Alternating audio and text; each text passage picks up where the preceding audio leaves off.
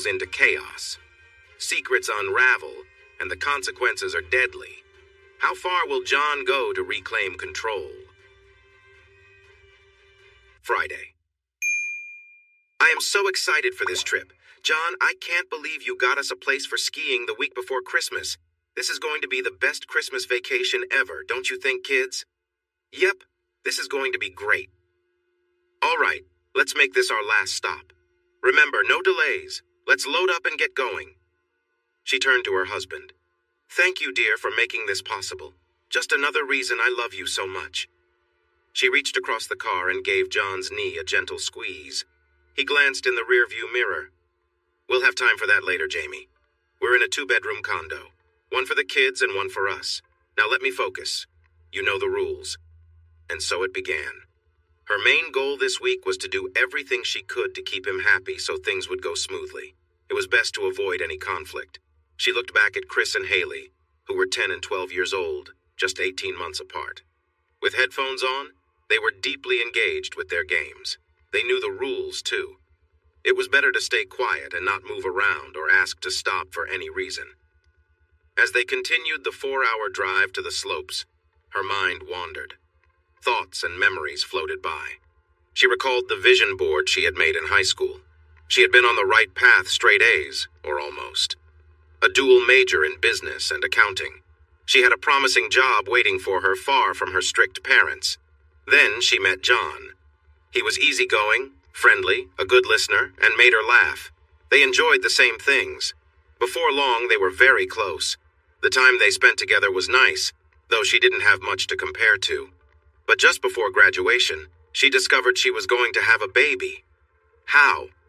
She was on the pill and took it very seriously at the same time every day. The last few packs looked a bit different, but she thought it was just a different brand. Suddenly, her plans changed overnight. John suggested they could end the pregnancy, but she couldn't do that. She felt a connection to the life growing inside her. Instead, she decided she would become a single mom. But then he asked her to marry him. Shortly after graduation, they had a small courthouse wedding.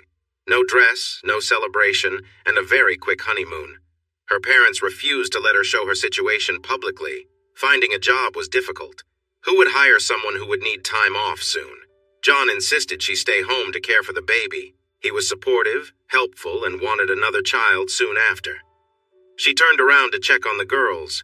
Where had the years gone? She gently patted Haley's knee and gave her a warm smile, making the familiar 3-finger gesture they always used their little inside joke. The 3 Musketeers, though when John was around, it sometimes felt more like the 3 Mouseketeers, quiet and careful. She smiled at the memory. Haley returned the smile and gave her hand a soft squeeze. They were a blessing, truly. John sat back, quietly enjoying the silence. It made him feel in control, just the way he liked it. Life felt good to him. After graduation, he had made sure Jamie depended on him completely. He had switched out her medication without her knowing, and manipulated the situation until she got pregnant. One pregnancy after another kept her at home, unable to work or continue her education. Almost 3 years out of college with no job history, she had nothing to fall back on. John had charmed both their families into supporting him, adding guilt to her burden so she would do whatever he wanted. But after their second child, Chris, she started to change. She wanted to find a job, make her own choices, and act like they were equals. To him, that was unacceptable. In John's mind, her role was to serve him and not cause any issues.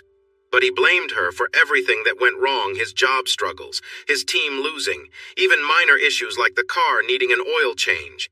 He convinced himself it was all her fault. This led to his anger growing, and he became more hostile. He began to lash out, not always physically but often emotionally, making sure to hide any signs of his aggression. Despite this, she began to stand up for herself. She questioned his absences and his so-called business trips. She even dared to defend herself when he tried to control her, so he came up with a new plan to ensure she stayed under his control. He manipulated her again, and when she got pregnant once more, he made sure it wouldn't last. He gave her a strong dose of medication, enough to cause a miscarriage. At first, he found it almost amusing, but when she suffered greatly, both physically and emotionally, He started to worry that he might have gone too far. Still, it worked in his favor. The emotional pain she went through was immense, and he used it to blame her for everything that went wrong, even the loss of their unborn child. He felt a twisted sense of satisfaction. His anger sometimes got the better of him, and he acted out violently, though this time things got more out of hand than he had planned. An accident had left her hurt, her head split and her arm broken. But to others, he played the grieving husband, sharing his sadness and frustration, making sure the blame never fell on him. For years, she stayed silent, and John felt like he had complete control. She became the perfect, quiet presence in the house, never questioning him. Life continued as it had before, and now he had Emily, who seemed almost like a mirror image of her mother. But even as everything seemed to fall in place for John, the weight of his choices was slowly creeping up, though he refused to see it. He thought women were often so easily fooled.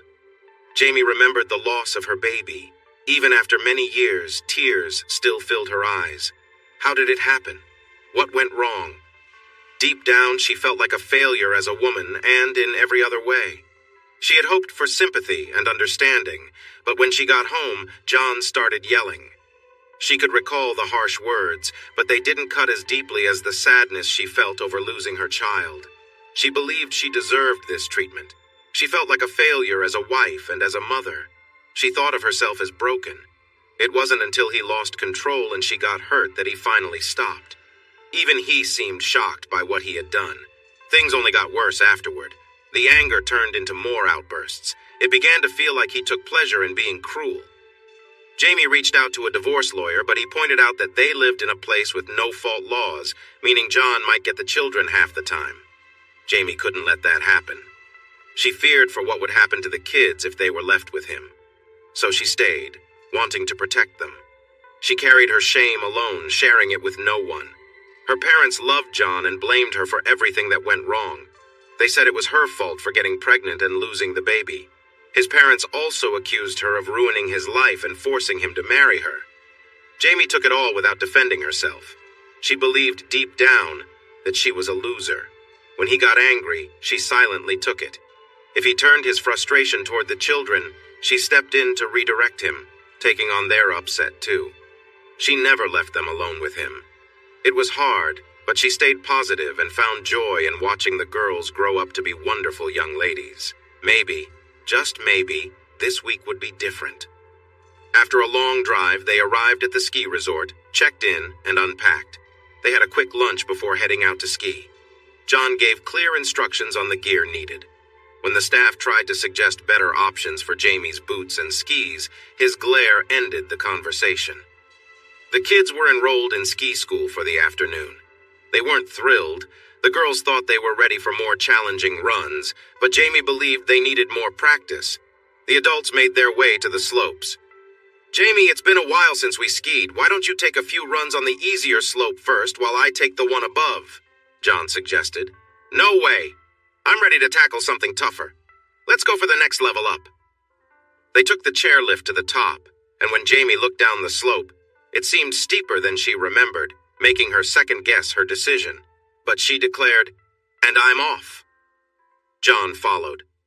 At first, she felt rusty. The slope had icy patches and was worn from use. She knew she had to be careful, so she tried to focus on her technique, maybe too much. As she tried to relax and get comfortable, she was almost at the bottom of the slope when her ski caught and she fell forward.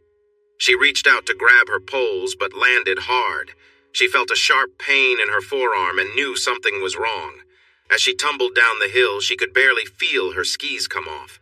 When she finally stopped, she clutched her arm, wincing in pain and worrying about how bad it might be.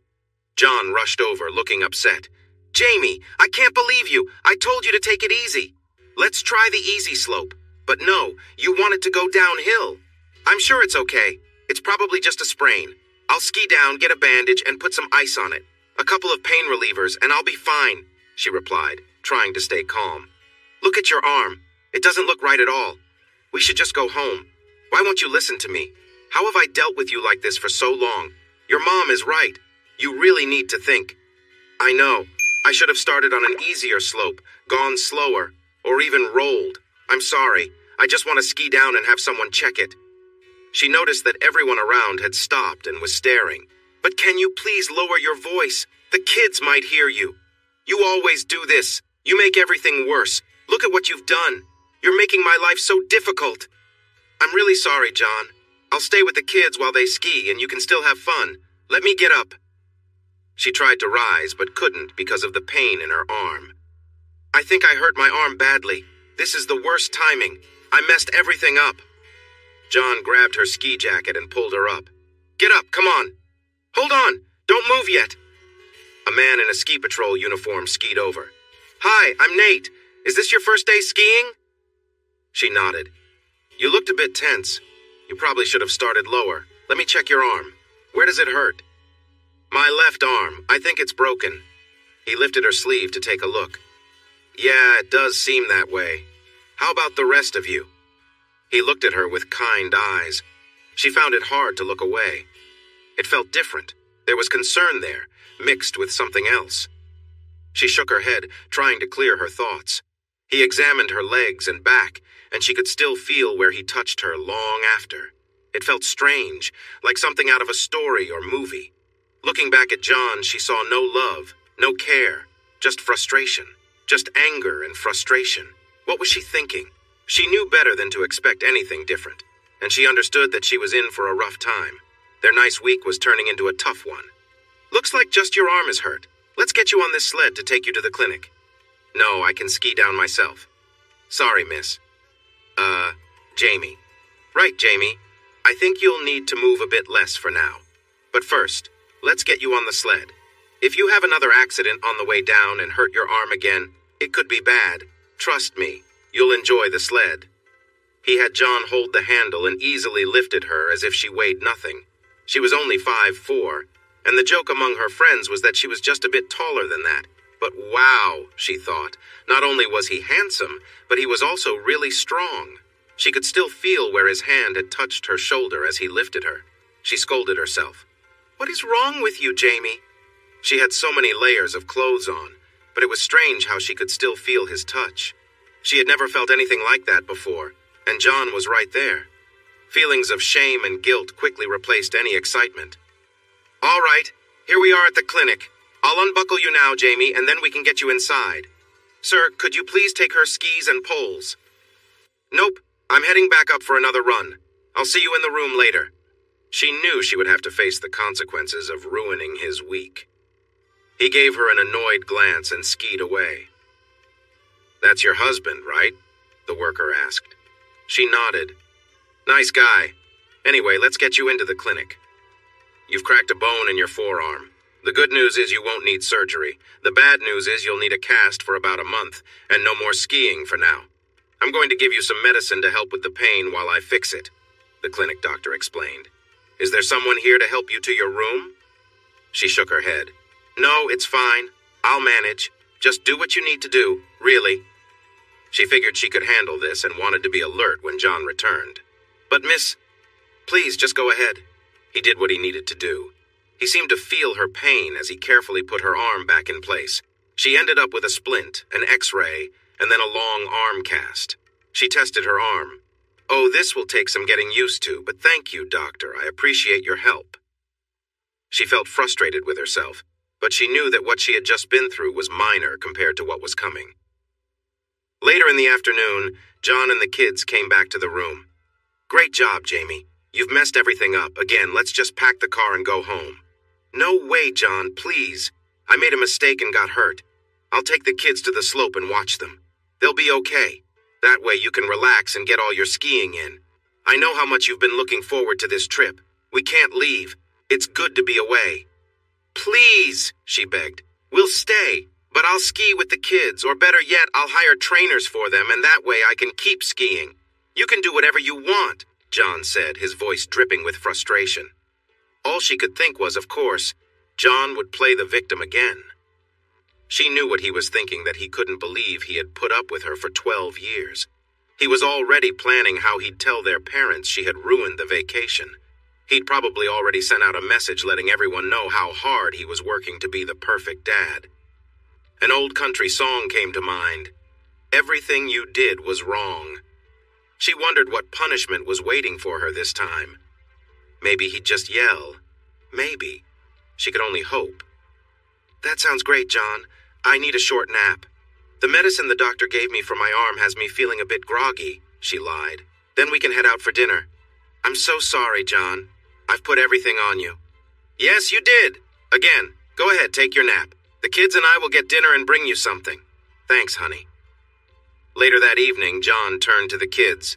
Okay, I don't want to hear a sound from you two. Watch TV or play on your tablets. No noise. You're in for the night. Do not come to our room. Understand? The kids looked at each other and nodded. They knew what that meant. Their mom was in trouble again. Jamie was resting when John came into their room. He tossed a styrofoam container of takeout food onto the desk. So how are you doing, Jamie? Without waiting for an answer, he added, We brought you some dinner. We took a little walk, so it might be a bit cold. Thanks. I'm sure it'll be fine, she said, even though she knew it wouldn't be. Could you help me with a shower and getting into pajamas? No, I have to make some calls. Okay, how are the kids? She asked. They had a great time, all excited for tomorrow. I figured they'd hit the slopes in the morning, then the tube ride after lunch. That should tire them out. I'll try to get some work done after. I thought you weren't going to work while we were here, she said quietly. It's just a little. Some of us have responsibilities and a job that needs attention, even on vacation, unlike others who just lay around watching TV. Jamie stood in the shower, careful to keep her arm dry, wrapping it in a plastic bag to protect the cast. She had been through enough broken bones with Haley and herself to know how to handle it. As she washed, she could hear John talking on the phone, laughing. Work, she thought. Suddenly, she felt John step into the shower behind her. He reached out and began washing her back. His touch was unexpected, and for a moment she softened. She had been bracing herself for anger, but instead, he was gentle. It was confusing. Despite the arguments, the coldness, and the way he treated her, there was a part of her that still cared. For better or worse, right? She wasn't sure anymore. She wondered if she deserved to be treated this way. After all, she often felt like a disappointment to John, her family, and herself. John's temper flared. He grabbed her roughly, pushing her towards him. In the shower, she felt overwhelmed, but she knew resisting wouldn't change anything. She endured it, waiting for the moment to pass. Afterward, she put on her pajamas while John lay on the bed, making another demand. She knew what was expected of her and did her best to finish quickly. She focused on getting through it, waiting for it to end. He became more forceful, and she had no choice but to follow his lead. Eventually, it was over. She felt sore and exhausted, knowing she would have bruises that would take time to heal. She quietly got up and tried to dry her cast, worried it might stay damp. It was going to be a long week, she thought. Once John had fallen asleep, she slipped out of the room and went to sleep with the kids, as she often did when things got rough. The next morning, she felt a little better after some rest. She dressed simply in comfortable clothes and joined the family for breakfast. She kissed John and the kids goodbye as they left for the slopes. I'll just sit here for a while, enjoy my coffee, and take in the view of the mountains, she told them with a soft smile. Maybe I'll go shopping, John said with a frown. She was sipping her drink and looking out the window, lost in thought when she realized she was staring at a man. She looked up and said, Hi, Jamie. How's your arm? I guess everyone is out skiing. Can I join you? He was already sitting down. Nate, you surprised me. Thanks for your help yesterday. Yes, it's broken, so no skiing for me. Sure, join me. Why aren't you out on the slopes? I have work in the evening for the rest of the week. I start at 4. They began talking. She found herself captivated by his eyes. She felt like a teenager with a crush and told herself to stop. She was already in trouble with John, if he saw her talking to Nate. The conversation flowed easily, and she was enjoying herself when her phone buzzed. It was a message with pictures of the kids skiing, saying, Last run for now. We'll meet you for lunch in 15. Be there, she replied. Nate, I really like talking with you. You're so interesting. Maybe we can chat again? A wave of guilt passed through her, but she couldn't help feeling drawn to him. She had never felt this way before. She realized she had invited him to talk again. What was she doing? She got up to join her family. The kids were excitedly talking about how much fun they were having. They had a great lunch, and there was not a single moment of disagreement. That made her uneasy. She felt like a child waiting for a parent to come home. After lunch, they went tubing, and John said they would be back by about 5. She took out her book to read, but mostly watched people instead. "Hi, you haven't made much progress. Should we continue our conversation?" She noticed she had been daydreaming about Nate. He took off his coat, showing a strong build. She caught herself looking at his arms and hands. A wave of embarrassment hit her for thinking too much about him, but the thoughts lingered. "Sure. You have to leave by 4, right?" He nodded, and they talked through the afternoon. When he got up to leave, he took her hand gently and placed his other hand on her shoulder. "Maybe I'll meet you here tomorrow to help the time go by. We can find something fun to do together." She stared at him and nodded, unsure how to reply. But she felt a warmth from his touch, and she chided herself. What was she doing? This might not end well. She needed to stop before things went too far. Yet, deep down, she knew she wouldn't. She would follow wherever he led, just like with John. After the kids went to bed, she cuddled next to John. She wore a new nightgown she had bought for the trip, but her thoughts were troubled. She noticed John's reaction, which made her feel a mix of emotions. She tried her best to focus as John leaned back, enjoying the moment. She went through the motions, doing what was expected of her, even though her mind was elsewhere. She knew it was easier to pretend than to resist. John responded in his usual way, and soon the routine was over. Next, it was supposed to be her turn, but she wasn't really engaged. John, however, continued, doing what he thought would please her. She faked enjoyment because that was what she had learned to do. She felt disconnected from the moment, her thoughts drifting to someone else entirely. It wasn't about John anymore, but rather a fantasy that gave her some comfort, even if it was fleeting. John didn't notice. He carried on, unaware that her mind was somewhere far away. It didn't last long, and soon everything was finished. He rolled away, done with what he had come for, leaving her lying there, still feeling unsatisfied and alone. She knew better than to expect more. It was always the same. "That was nice, John. Thanks," she said, putting on a smile. "Almost forgot my arm was broken," she added, trying to lighten the mood. "Why don't you go again?" he suggested, but she wasn't up for it. She made her excuses and moved away, knowing that her mind was already too far gone to come back to the present. It was always the same routine. She went through the motions, tried to get through it as quickly as possible, and pretended everything was fine. But deep down, she knew it wasn't. She often had daydreams when she was alone, imagining things that brought her some sense of escape. But whenever she tried to express these thoughts, his reaction was always dismissive. John liked being in control. He moved at his own pace, never caring about her needs or feelings. It wasn't always like this, but things had changed after Chris was born. Around the same time, the way he treated her became more distant, even hostile. After it was over, John rolled over and went to sleep without a word. No affection, no acknowledgement. She quietly got up and went to the bathroom to clean herself up, feeling empty. Sunday. "I've got the kids set up for a snowmobile ride today. We'll have lunch out there, so we won't be back until dinner," John told her. "One of the kids will be with me, and I arranged for one of the guides to take the other. Any chance you could do it with your cast?" "I don't think so," she replied. "The cast is too big and the trails are bumpy. I'll probably just browse the stores instead." In reality, she was hoping to see Nate again. She couldn't help but wonder if he might actually be interested in her. She wasn't as young as she used to be, but she still looked good for her age, she thought. Blonde hair, a decent figure after having 2 kids. But then she remembered the bruises and felt a pang of self-doubt. She took the elevator down to the lobby and sat with a cup of coffee, waiting. It wasn't long before Nate showed up.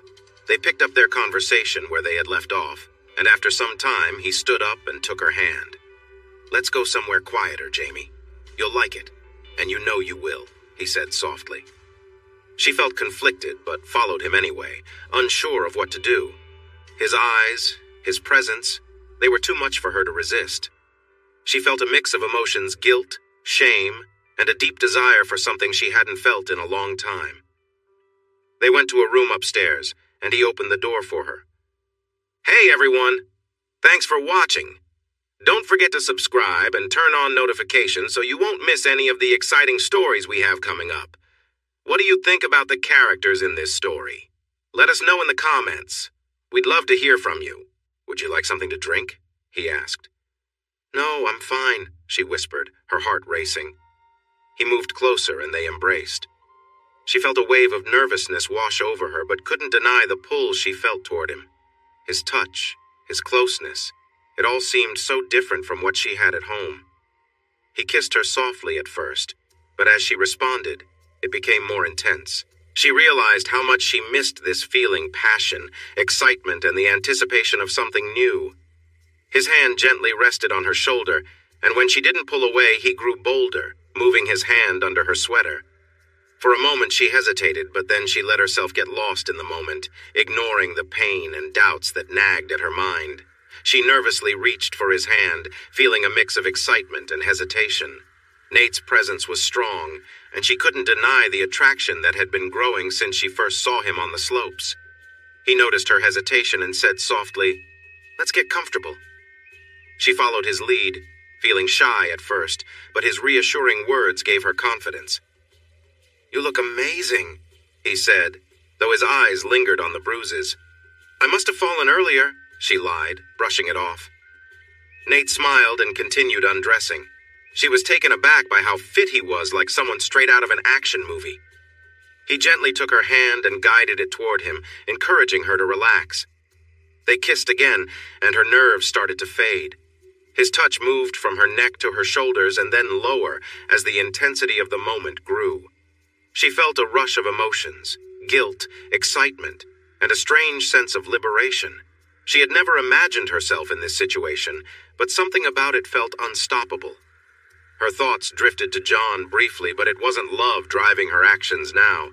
This was pure, raw desire, something she hadn't felt in a long time. It was unfamiliar but undeniable. As things progressed, the moment became all-consuming. She felt a surge of emotions, excitement mixed with disbelief at what was happening. She was swept away by the intensity of it all, feeling like she was living out a fantasy. It felt thrilling, even though she knew she was crossing a line she could never uncross. Everything about Nate, his strength, his confidence, made her feel like she was in a storybook romance.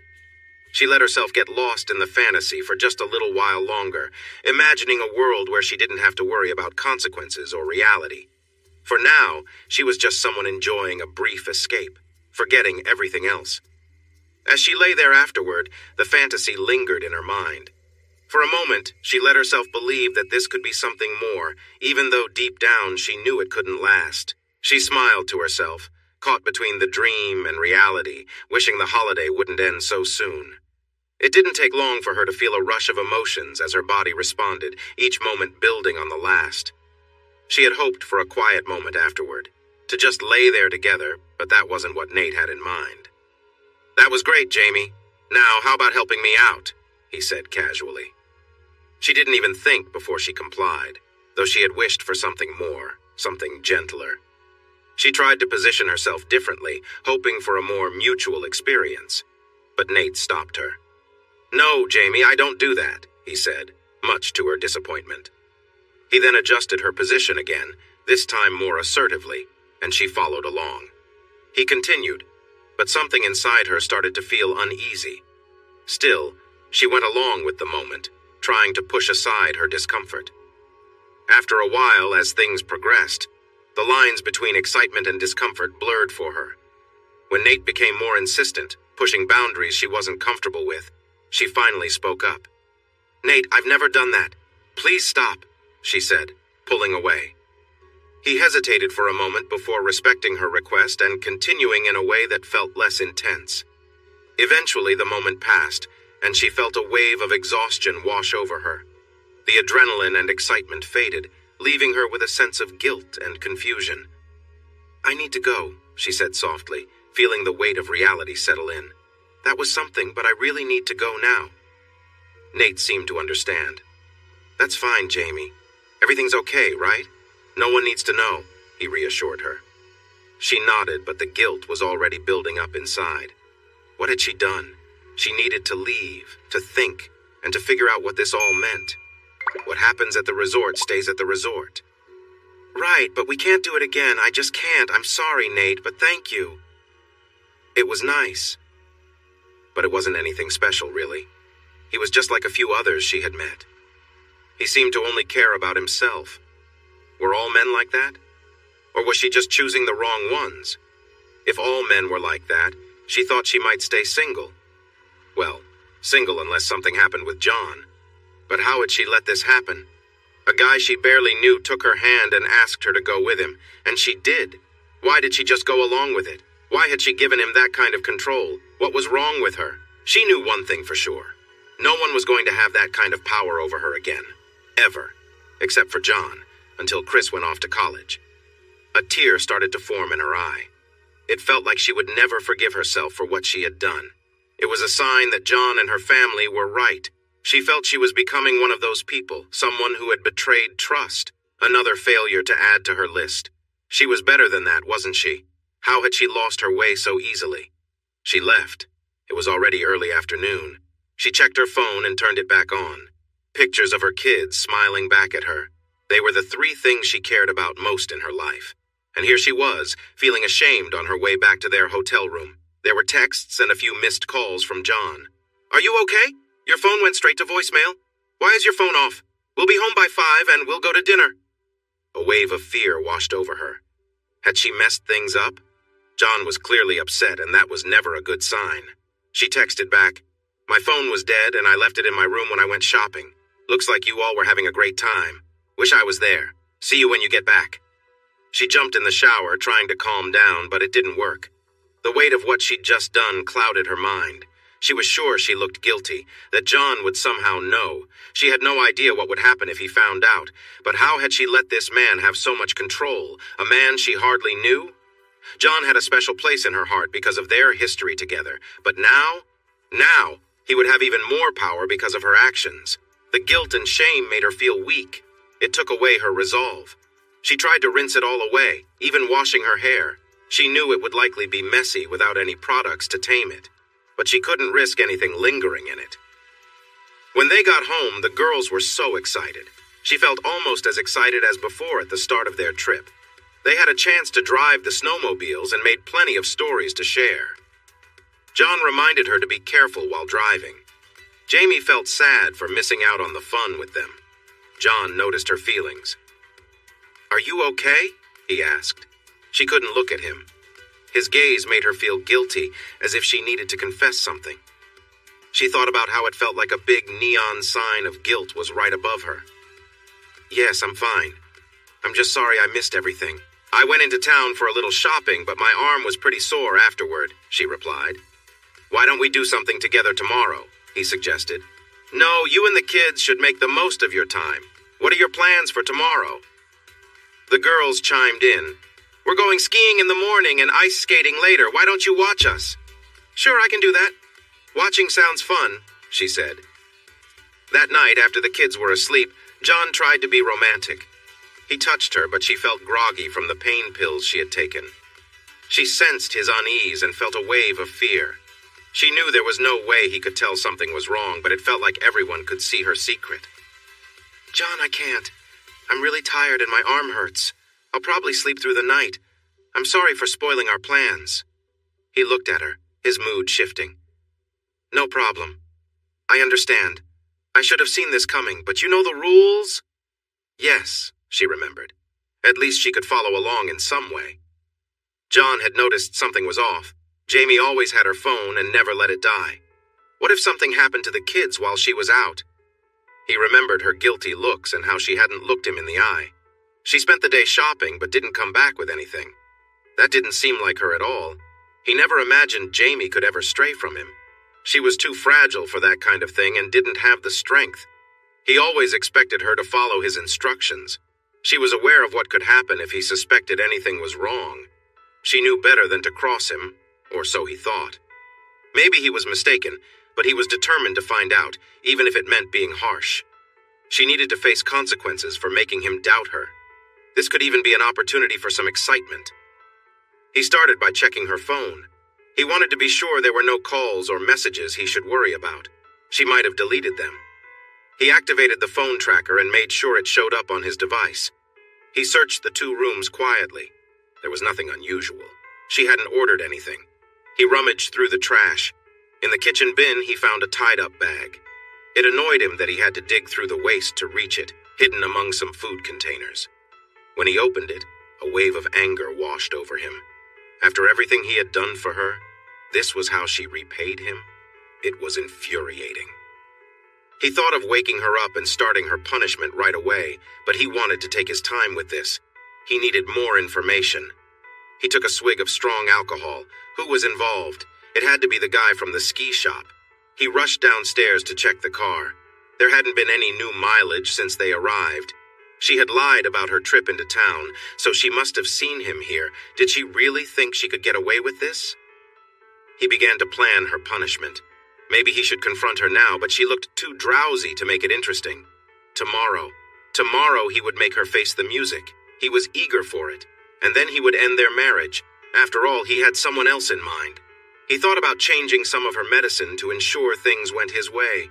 It was a restless night, filled with thoughts of revenge. "John, you look terrible. What's happening?" "Oh, I just had a rough night. Something I ate didn't sit well with me." "Why don't you take a break from the kids? They would understand." "No, it's fine. I don't want to mess up their vacation like someone else tried to do." Her face flushed with guilt and shame. "We'll see you at noon and then head to the rink." He gave her a quick kiss on the cheek, not wanting her to be suspicious. Ironically, that kiss made her worry that something was wrong. He never kissed her goodbye.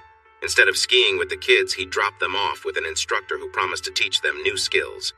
The kids were excited. He returned to the hotel, found a quiet spot, and kept an eye on the location of Jamie's phone and the lobby. She never left the room. In a way, that made him even angrier. He had wasted the entire morning looking forward to catching her in the act. At noon, John gathered the girls and met up with Jamie for lunch. Afterward, they all headed to the skating rink. Jamie was quiet, but she seemed to enjoy being outside and watching the girls. Eventually, she laced up a pair of skates and joined them on the ice, moving carefully at first, but soon relaxing and laughing with them. The three of them were having a great time together, but John couldn't stand it. How could she be enjoying herself after everything? He expected her to be apologizing, begging for forgiveness. As he watched them, his frustration grew. He held on to his anger, waiting for the moment to make her pay. Later that evening, after dinner, the kids went to bed. Jamie turned to him and said, "Come on, John, let's go to bed." He was caught off guard. "I don't know, Jamie, I'm pretty tired. Maybe we should take a rain check," he said, suspicious of her sudden interest. "John, I need you. I feel like we've been distant during this trip, and I don't want that. I know I messed up, and I'm sorry. I just want to feel close to you," she said softly. What could he say to that? Reluctantly, he agreed, and they went to bed. They hugged, kissed, and for a moment, things felt almost normal. But John wasn't in the mood for reconciliation. His frustration took over, and in that moment, all he could think about was control. He wasn't interested in closeness, only in asserting his dominance. As the night wore on, his anger simmered beneath the surface. He held on to it, letting it fuel his sense of power. Jamie remained quiet and compliant, unaware of the storm brewing in his mind. John had regained his control, but it didn't bring him the satisfaction he thought it would. In the end, he stayed by her side, but his mind was still clouded with anger and resentment. He felt in control again, but at the same time, a part of him knew that something had changed. The distance between them had grown deeper, and no matter how hard he tried, he couldn't shake the feeling that things would never be the same again. John's frustration had built up over the course of the evening, and it showed in his rough behavior. With Jamie on all fours, he became forceful, his actions harsh and unkind. She winced, but remained silent, doing her best to get through the moment. He moved quickly, with no care for her comfort, and she could feel the tension between them grow even stronger. As he continued, it was clear he wasn't holding back, and his intensity only increased. Jamie tried to keep up, but there was no gentleness in his actions tonight. She offered to try something different, hoping to ease the situation, but it only seemed to frustrate him more. Her willingness was met with indifference as he continued to push boundaries, not giving her a chance to prepare. Tears welled up in her eyes, but she stayed quiet, enduring his rough treatment. He didn't notice, or perhaps didn't care, as he continued without pause, his mind focused solely on his own satisfaction.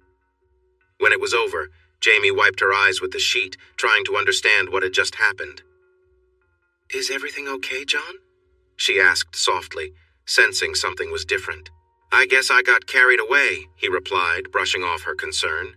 He remained distant, lost in his own world, as she quietly dealt with the aftermath. It was a night that neither of them would forget, but for very different reasons. Jamie felt a deep sense of confusion and sadness, unsure of where things had gone so wrong. John, on the other hand, seemed content to let things be, showing no sign of regret for his actions. "I'm feeling a bit tired, but I'm okay," John replied with a slight smile. Jamie looked at him, wondering why he had been acting so strangely lately. It was as if something was bothering him, but she brushed it off for now. They had both been enjoying their vacation, and she wanted to focus on making the most of the time they had together. "Tomorrow will be fun," Jamie said, trying to lighten the mood. "Skiing all day sounds great. Just remember to take breaks, okay?" "We will, Mom," the girls promised, excitement shining in their eyes. "All right then. Let's all get some rest now so we can be ready for the day ahead," Jamie said. Once the kids were settled in for the night, Jamie took a moment to gather her thoughts.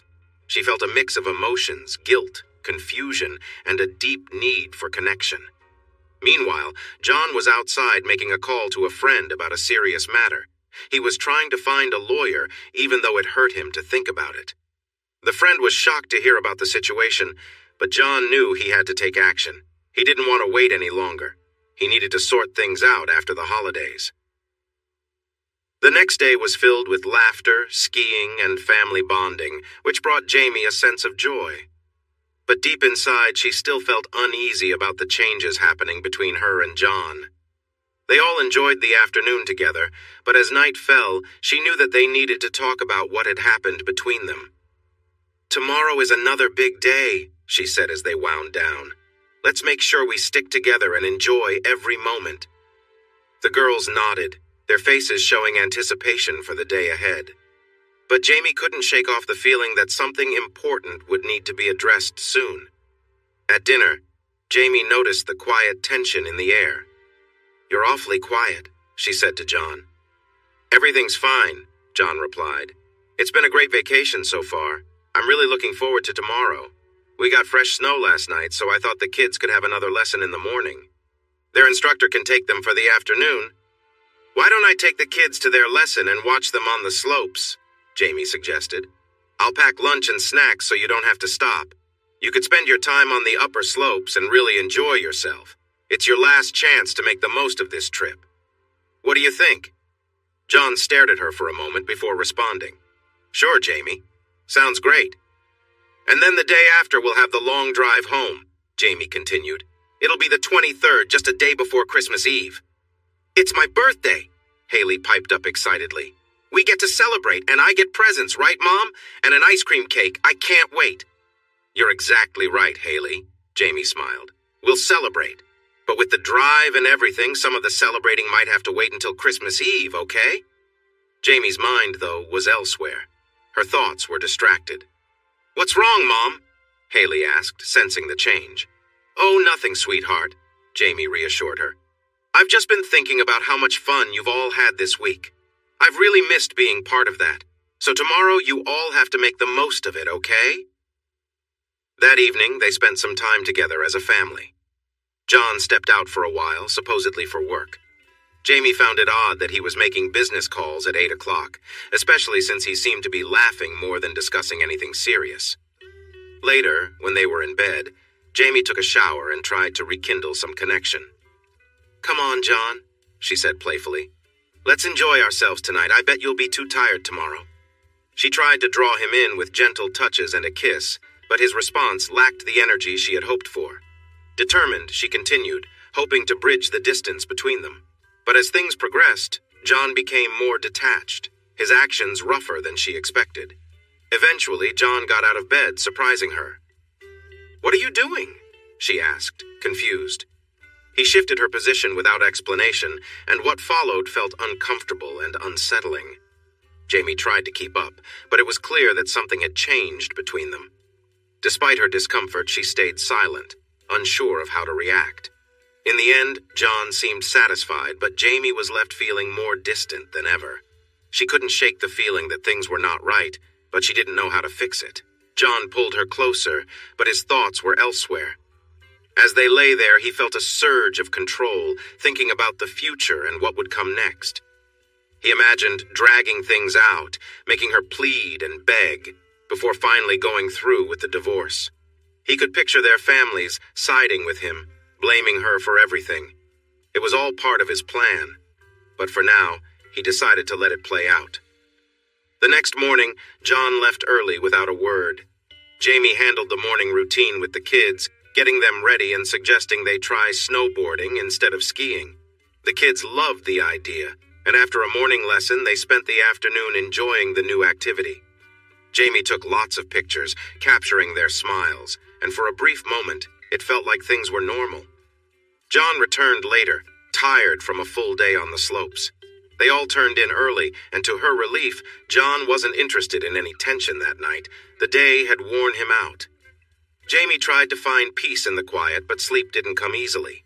She lay awake, her mind racing with thoughts of the future. What would it be like from here on? Could she endure this until the kids left for college? The growing resentment inside her was hard to ignore. The next day, the kids wanted to snowboard a little longer before they left. Jamie stood beside John, holding his hand as they watched the girls on the slopes. It was a rare moment of calm. They had lunch together, packed up, and got ready to head home. "So was that the greatest Christmas vacation ever?" Jamie asked, smiling at her kids. "You bet, Mom. It wasn't just the best Christmas vacation, it was the best vacation ever," Haley replied. "We're sorry you couldn't have as much fun with your arm, but maybe next time when it's better we can come back." "We'll see. Maybe we can do it again if we can find time," Jamie said, hoping to keep things light.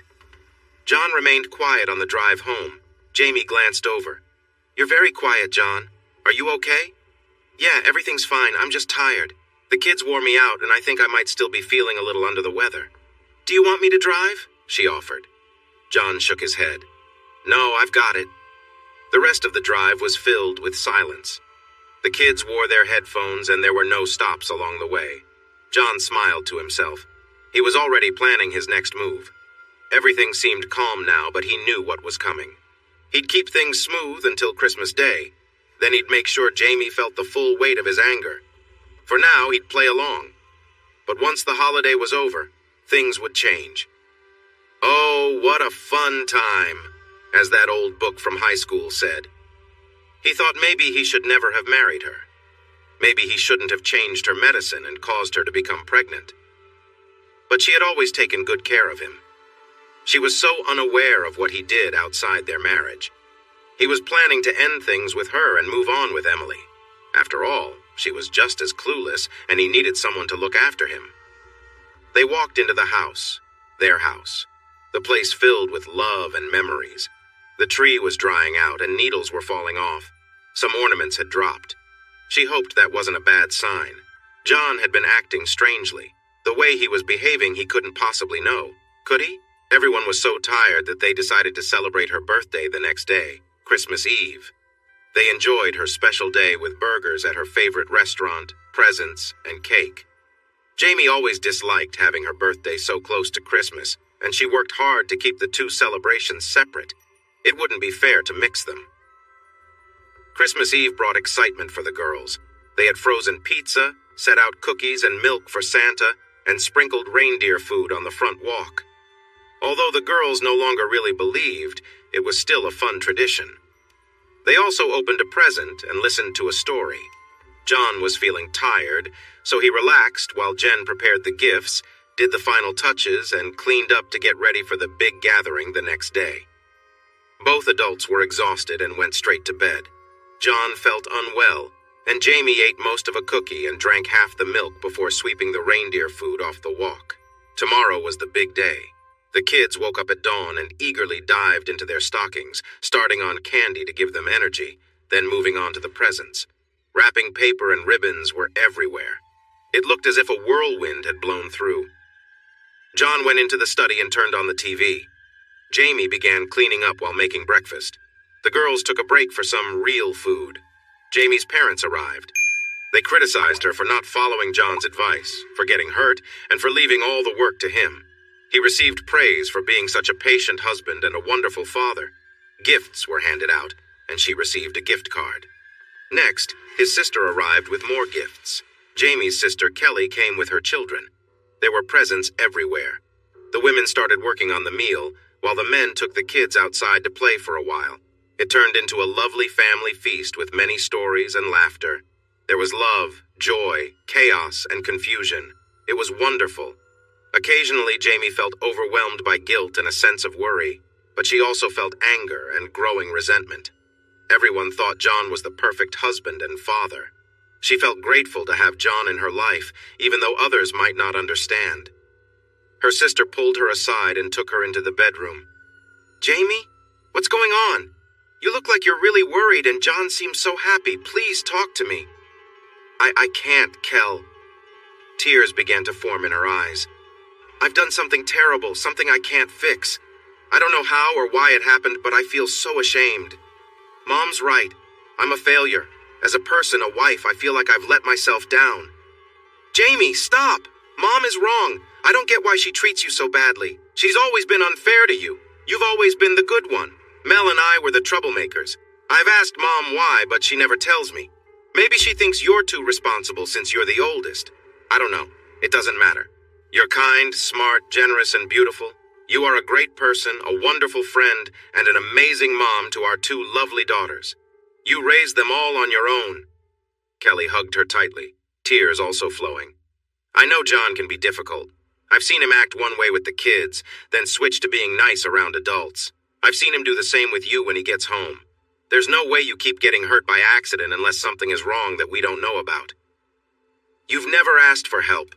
You've always done everything yourself. You don't have to be that way. I don't care what has happened. You don't need to face this alone. I love you, and Mel loves you too. Let us help you carry this weight. Please, Jamie, let me in. We can face whatever comes together." "Thank you, Kelly," Jamie cried as she held her sister close. "You and Mel have always been there for me, and I appreciate it more than you know. But I need to figure this out myself. I think big changes are coming, but I don't know what they will be, and it makes me nervous. I might need your support, though. I'll always be here for you. Just know that. And please be careful. You can talk to me whenever you want, but I really think he's not treating you right. Call me any time." By 7, everyone had left. The girls were tired and were getting ready for a shower before bed. Jamie wanted to relax, but John wanted her to tidy up while he had another drink. "Can we take care of the rest later?" she finally said. "Let's go upstairs and you can give me a special Christmas present," John said with a grin. "I need a few minutes to sit and gather my thoughts," Jamie replied, trying to stall.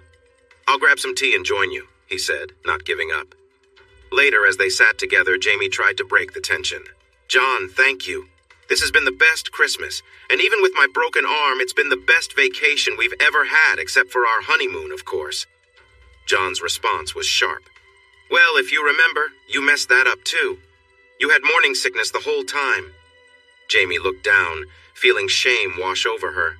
"I know, but this vacation felt special. I'm sorry I didn't listen to you earlier in the trip. I'll make it up to you, I promise." She noticed something shift in his expression, a strange combination of anger and something more unsettling. Suddenly, fear crept into her. She knew what that look meant.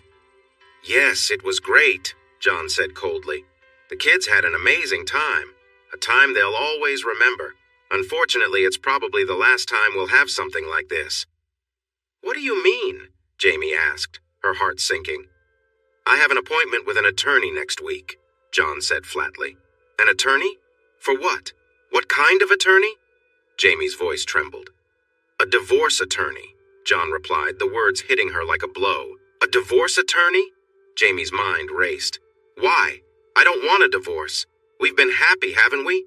We have so much together, John. I love you. Why are you doing this?" John didn't mince words. "Stop pretending, Jamie. I was going to leave on Sunday night, but I thought that wouldn't be fair to the kids."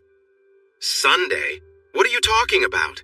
Jamie asked, panic rising. Without a word, John threw a pair of panties onto the table. Jamie's stomach dropped. How could she have been so careless?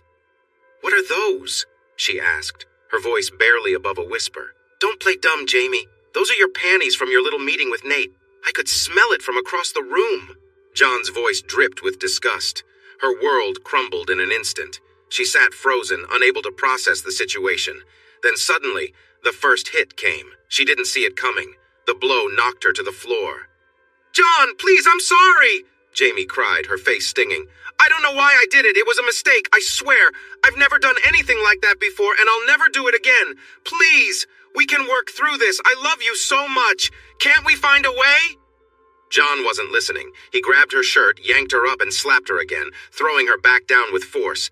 "You talk about feeling empty?" John spat. "That's how I've felt all week. I leave the house and you run to Nate. After everything I've done for you, this is what you do to me? You make my life miserable, and now this? How dare you?" "John, please," Jamie pleaded, tears streaming down her face. "The kids will hear us. Please don't scare them." "I don't care about the kids," John yelled, his anger boiling over. "I'm not sure why you got pregnant and made me marry you, and then you convinced me to have a second child.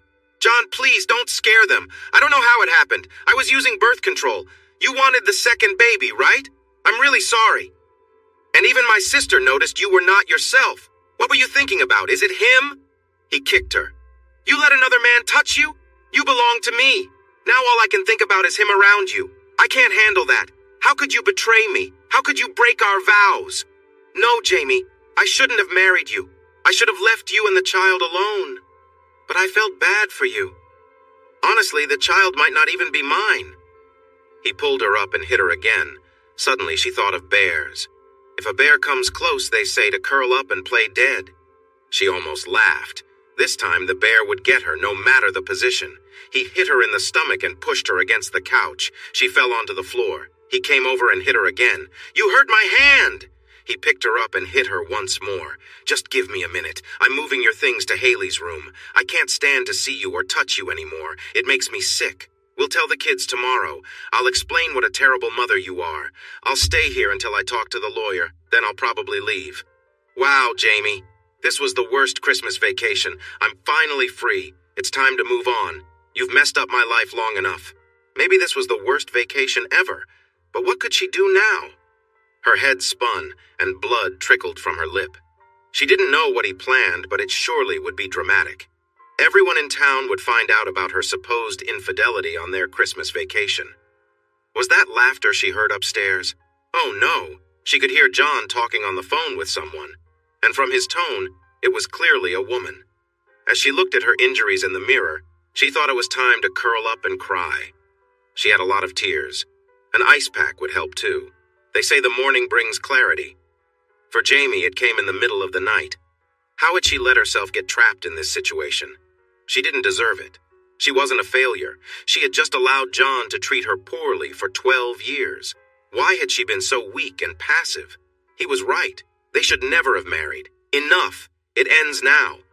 She was going to take charge of what happened next, take charge of her life. So she went to work. She opened a new online account with half of her savings. She also applied for her own credit card. Next, she checked his computer and found a lot of calls to a certain number, going on for over a year, even during their vacation. She needed to call that number before she talked to John. Then she discovered a secret account where he was spending nearly as much as he claimed to be earning. She made an appointment with a divorce lawyer that her friend Greta had recommended. She thought this time of year might be quiet for the attorney, so it was a good opportunity to be seen. "Good morning, girls. I made waffles and bacon for breakfast today. How does that sound? After that, you can play with all your new toys," she said, looking at her daughters. They could tell something was wrong, but they wisely stayed quiet about it. "Good morning, John. I made some coffee for you. Feel free to help yourself to the waffles. I need to run some errands for a couple of hours, and then we can talk," she said with a tone that suggested she was ready to move on. Okay," John replied, confused. He expected her to be upset, but she seemed calm, though her face was puffy. He felt something was off and thought about tracking her phone. "I'll be back soon. After I return, your dad and I will talk, and then we can all have fun. Remember, We have New Year's Eve coming up, and you two are getting old enough to stay up until midnight, right? She said with a bright smile. Yeah! They cheered, surprised at her upbeat demeanor. As she walked out the door, she felt a sense of determination. Her first stop was the phone store. Hi, I need a new phone. Someone might be tracking me, she explained. We can turn off the tracking features, but that would make some apps unusable, right? The clerk said. Yes, and it could be more complicated than that. I need a new phone and a new plan, in my name. Can you transfer my photos and contacts too, but keep other data away? She requested. With the new phone acquired, she made her first call to the number John frequently contacted. Hello, is John Logan there? She asked. No, he's away on a business trip. Who's calling? The voice replied. Actually, he's skiing with his wife and kids. This is his wife, Jamie. What? But he's not married. I would never date someone who is. You're lying, the caller exclaimed. No, I'm not lying, she said firmly, ready to uncover the truth. We've been married for over 12 years and have kids aged 10 and 12. But that's all right. Right now, I'm heading to the divorce lawyer. Let me send you some photos and I'll call you back. By the way, who are you? I only have your number. He calls you a lot. I'm Emily. Emily James. Emily glanced at the photos, including ones from Christmas. Oh no, Jamie, the pictures. I'm so sorry. I never wanted to be the other woman. If I had known he was married. I guess that explains why his schedule is always so crazy. Why I never met any of his family. Did I cause the divorce? I would feel terrible if I did. I can't believe. All this time. About a year and a half and we look so similar. Let me send you some pictures too. Wow. We really do look alike. It's kind of strange. No, you didn't cause it. We just lost our connection over time. Maybe we never had a real love. Maybe it was just the next step in our relationship. Anyway, it's clear he's not happy. Not with me, or the kids, and maybe with someone else in his life. Maybe there was always someone else, and that's been the problem.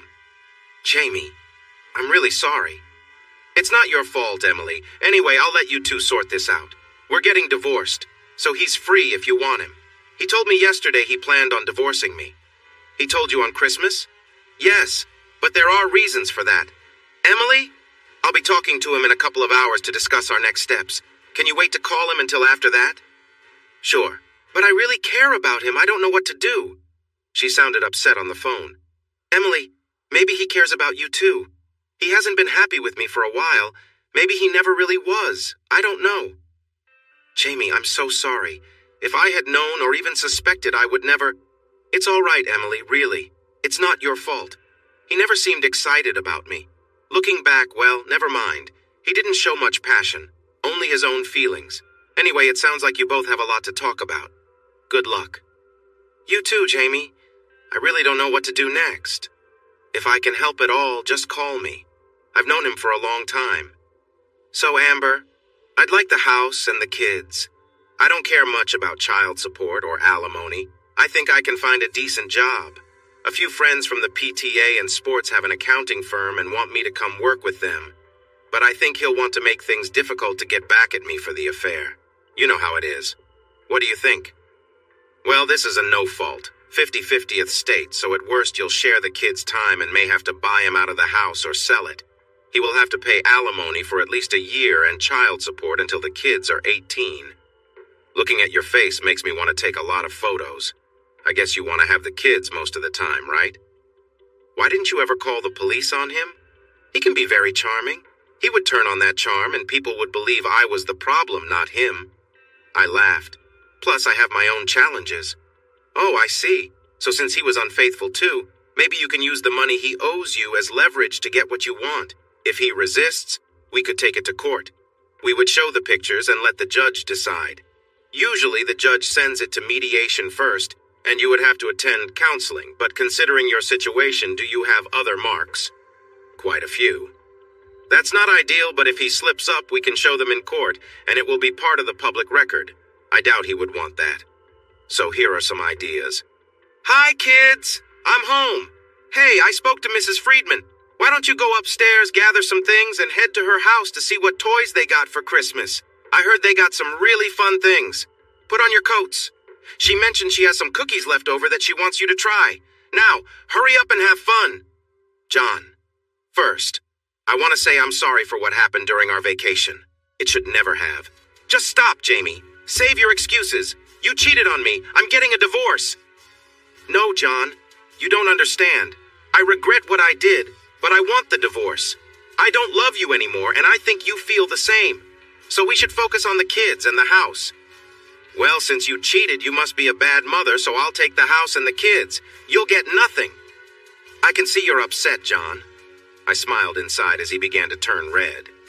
Again, I'm sorry for what I did. We should have ended things properly first, but it happened.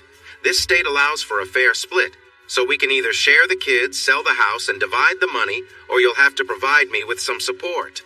What? No way. Yes way. Now please calm down. The kids and neighbors shouldn't hear us fight. You're meeting your lawyer next week. I've already talked to mine and she's starting the paperwork. What? You can't do that. I can and I did. She will file it in a few days and you'll be notified. But here's what I suggest. Let me keep the house and the kids. I take care of them most of the time anyway. You can have them every other weekend and we can share the holidays. No, absolutely not. You broke our promises. I'm taking the kids. To get back at me, I understand. But they are part of this situation. I'm willing to give you the girls and the house. In exchange, I won't ask for any financial support. Are you serious? Before you reject this, John, I want to mention that I spoke with Emily and I'm reaching out to others from the past. His eyes widened and his mouth opened as if he wanted to speak. This means they could provide information for court. And just think, that information might get shared with your family and our friends, and it could end up in some public places, along with pictures of me that I'd rather keep private. Calm down, John. You don't want to be that worked up. He moved closer and pushed her down, grabbing her shirt tightly. He was trying to scare her. You will regret this. I'll make sure you remember it. No, not again! In a calm but strong voice, she said, Go ahead, John. If you want to teach me a lesson, that's fine. I've been recording this, and after I defend myself, I'll call the police, and you'll face serious consequences. So this is your only warning. Let me go. Now. He let her go and stepped back, unsure of himself since she'd never stood up to him like this before. Why don't you take a moment to think? It's best to talk to your lawyer. You know you don't really want to be the main caregiver for the girls. They might seem easy now, but when they grow older, the changes that come with growing up can be challenging for everyone involved. And if it came to light that maybe you aren't the perfect father after all, think about how that would change things. Maybe we should focus on making this change as easy as we can for the girls. They deserve that. They actually enjoy themselves more when you're not around, but I'll guide them to show they're sad about the situation. We can rearrange their rooms, and I can stay in Haley's room. We don't have to act like we're close, but we should at least respect each other. Talk to your lawyer about everything, not just the parts you want to share later. We'll plan our next steps after that. And don't forget, Emily is waiting for your call. You both have much to discuss. She wasn't too happy to find out that you were married with kids and that she looked a bit like my sister. Jamie went to the kitchen to get some coffee and then checked on the kids next door. As she turned to leave, Haley followed her out. Mommy, are you okay? Your face is all red. That's 2 days in a row. Can't you make Daddy stop? No, everything is fine, Haley. I think things will get even better soon. It's just adult stuff. Go have fun. I might need to stay in your room for a few days. Is that all right? Sure, Mom. No problem. But next week, the 4 of us need to sit down and have a chat. Well, it may be just a girls' meeting since I know your dad. Just us 3. Jamie knew a lot was about to change, but she felt hopeful, as if a heavy weight had lifted off her shoulders. She was ready for what came next. 4 years later. Mom, Chris and I are going to ride our bikes over to Emily's to see the new baby, okay? Sure, but the baby isn't that new anymore. She's almost 2. Jamie found it interesting that they still called it Emily's house and not their dad's. Kind of revealing. Say hi to her for me. You wouldn't want to drive us there, would you? Remember, in a few months I'll be 16 and can drive myself. I know you're going to miss it. That would be a no. I'll just have to handle the sadness of not driving you 2 everywhere. Is your father going to be there? No, he's on another trip or something. Jamie hoped he wasn't falling back into his old habits. Emily was nice, and they all liked her very much. A little later. Mom! Mom! Mr. Grisham's house is on fire. There's smoke everywhere.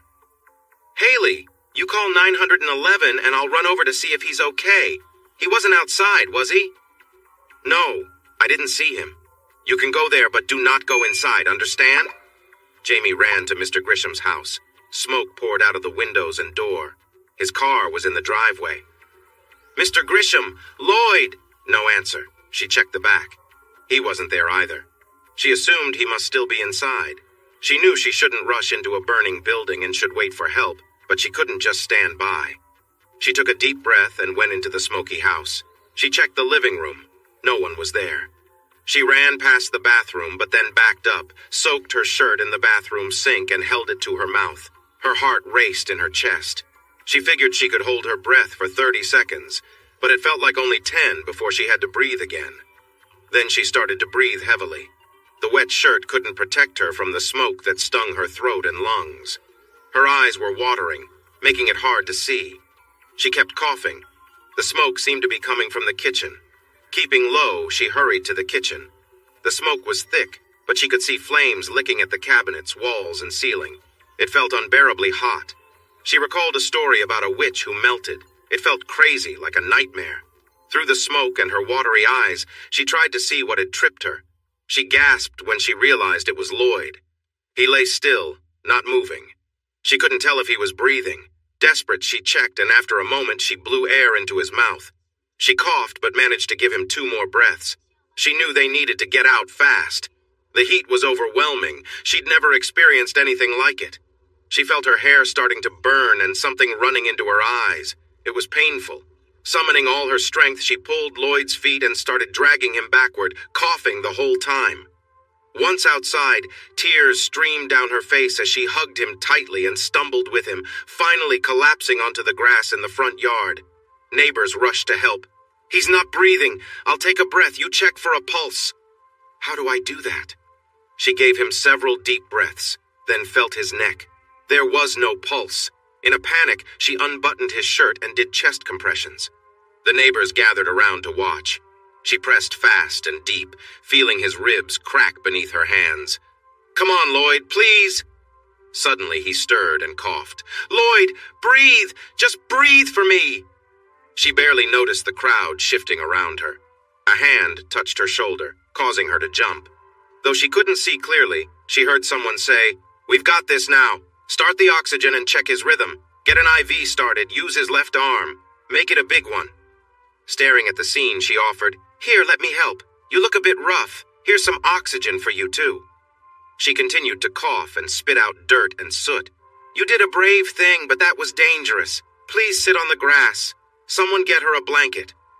She looked down and realized her shirt was gone. Feeling embarrassed, she quickly adjusted her clothing. Neighbors must have loved that, she thought, and blood. There was blood everywhere. She tried to figure out where it was coming from. She felt dizzy but went to touch her forehead. There was a big cut, a painful reminder, she thought. She pulled her hand away and looked at it. Then she glanced down and gasped.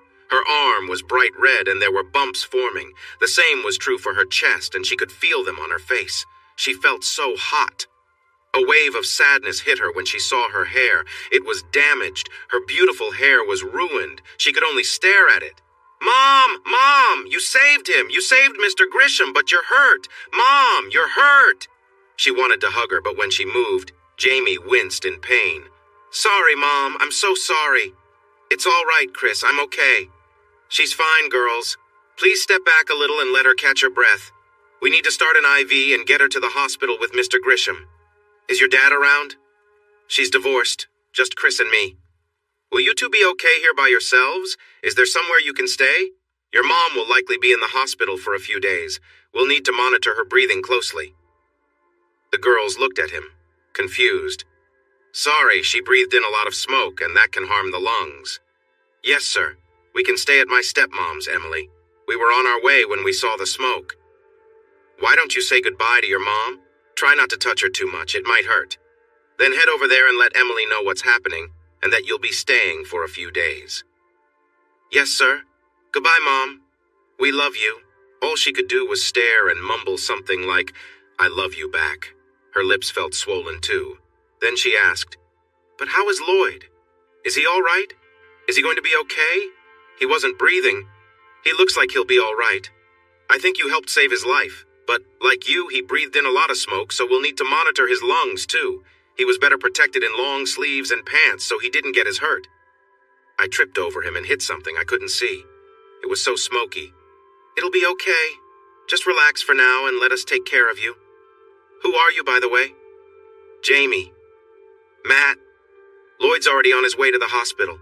The second truck is here, so let's get you ready to go." She tried to focus on what the man was saying, but her thoughts became blurry, and she felt darkness closing in until she could see nothing. Her last thought was, "He called me Miss." She woke up to the sound of beeping machines around her. There was something uncomfortable in her throat. She needed to get it out, but her hands were restrained. She began to move around. "It's okay, Jaime. There's a breathing tube in your throat, but we're going to take it out soon. Just take a deep breath. That's it." She felt the tube being pulled from her mouth and noticed some moisture on her lips and neck. She tried to reach up again. "Sorry about that." He cleaned her up. "Now that we have that out, let me free your hands. We'll put on this face shield to help you breathe better. Your lungs have been struggling a bit." "How long?" "Well, you've been in the ICU for 4 days now, but you're doing well. Your numbers are improving. Here, take a sip of water. It will help." Just then, the doctor came in. "Ah, it's good to see you awake, Mrs. Logan. I'm Dr. Morgan. You really helped Mr. Grisham. You have some burns and smoke inhalation, but nothing too deep, and your lungs are responding well. So," she coughed softly, "so we're keeping you here for now. Later this morning, you'll move to a different room. You need dressings twice a day, a high-calorie and high-protein diet, and plenty of liquids. You have to drink a lot of water since it's leaking out." In a weak voice, she asked, "How long?" "You've been here 4 days, probably 3 or 4 more before you can go home." "Lloyd? Is he okay?" "He's already home. You saved him. He has a few cracked ribs from your compressions, but is doing well. He only has some burns on his face. Talk to you later, Mrs. Logan." "Jamie. Jamie it is. There are some anxious young ladies out here who want to see you if you feel up to it." "Please!" The girls rushed in. "Mom, we were so worried." They tried to hug her but paused because her arms and body were covered with dressings. "I really need that hug. Come here." They hugged her tightly and cried a little. It hurt, but it felt good too. "Mom, look! You're a hero. You're in the paper and we saw you on the news. There's even a video."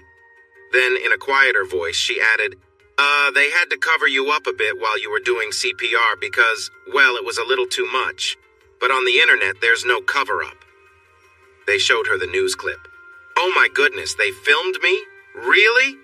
They nodded. "But you looked amazing, Mom. Your moment is trending." "Well, that makes me feel so much better, Haley. Nothing like doing CPR and being all over the neighborhood news. I'm so embarrassed. Here, watch this clip. Oh my, I look like someone I saw at the fair." She paused. "Pack our bags, girls. We need to move." "But Mom, it's great." "What? My moment on display? No way." "But you looked really good, Mom." She laughed. "I was hot, right? I was running a fever, remember?" They all laughed together. "No, really, Mom, you looked great. You're popular, Mom." "What?" "You've got over a couple million views online and lots of hashtags. You're famous." "Great, just what every mom wants." Topless Mom. But my favorite was the recipe for baked goodies. The girls both burst out laughing. Mom, we checked your computer and..." "What? Why would you do that?" "You have like 1,000 friend requests on Facebook and a bunch of emails, with pictures. Some of the guys are really good looking and they all want to meet you and go out. Some girls too, if you're interested in changing things up a bit, Mom." "Yeah, Mom, you need to get back out there. You know that girls have their needs. Just look at Chris and how she acts with her boyfriend. You'd be surprised, Mom." "No way, Mom. Just another case of Haley trying to put her own behavior on me."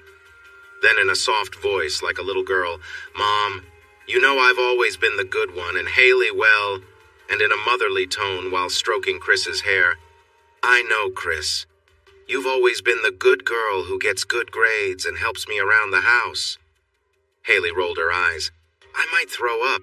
She really thinks she's got you fooled. But seriously, Mom, you should get out more. Fill your life a bit, she laughed. My life is not empty. I'm happy with it. So please just delete my accounts when you get home. If I want a date, I'll just sign up on that hog farmer's dating site or something. More laughter. You know, Mom, speaking of good-looking guys, that fireman came by a couple of times, but you were asleep. He's really nice. Chris and I talked with him when he came in. He asked all about you and wanted to know about school and sports. Girls, you shouldn't share so much with strangers, you know that. But Mom, he's a fireman, and he's really nice. In fact, here he comes. Matt, how's the firework going? Anything exciting today? Today's actually my day off.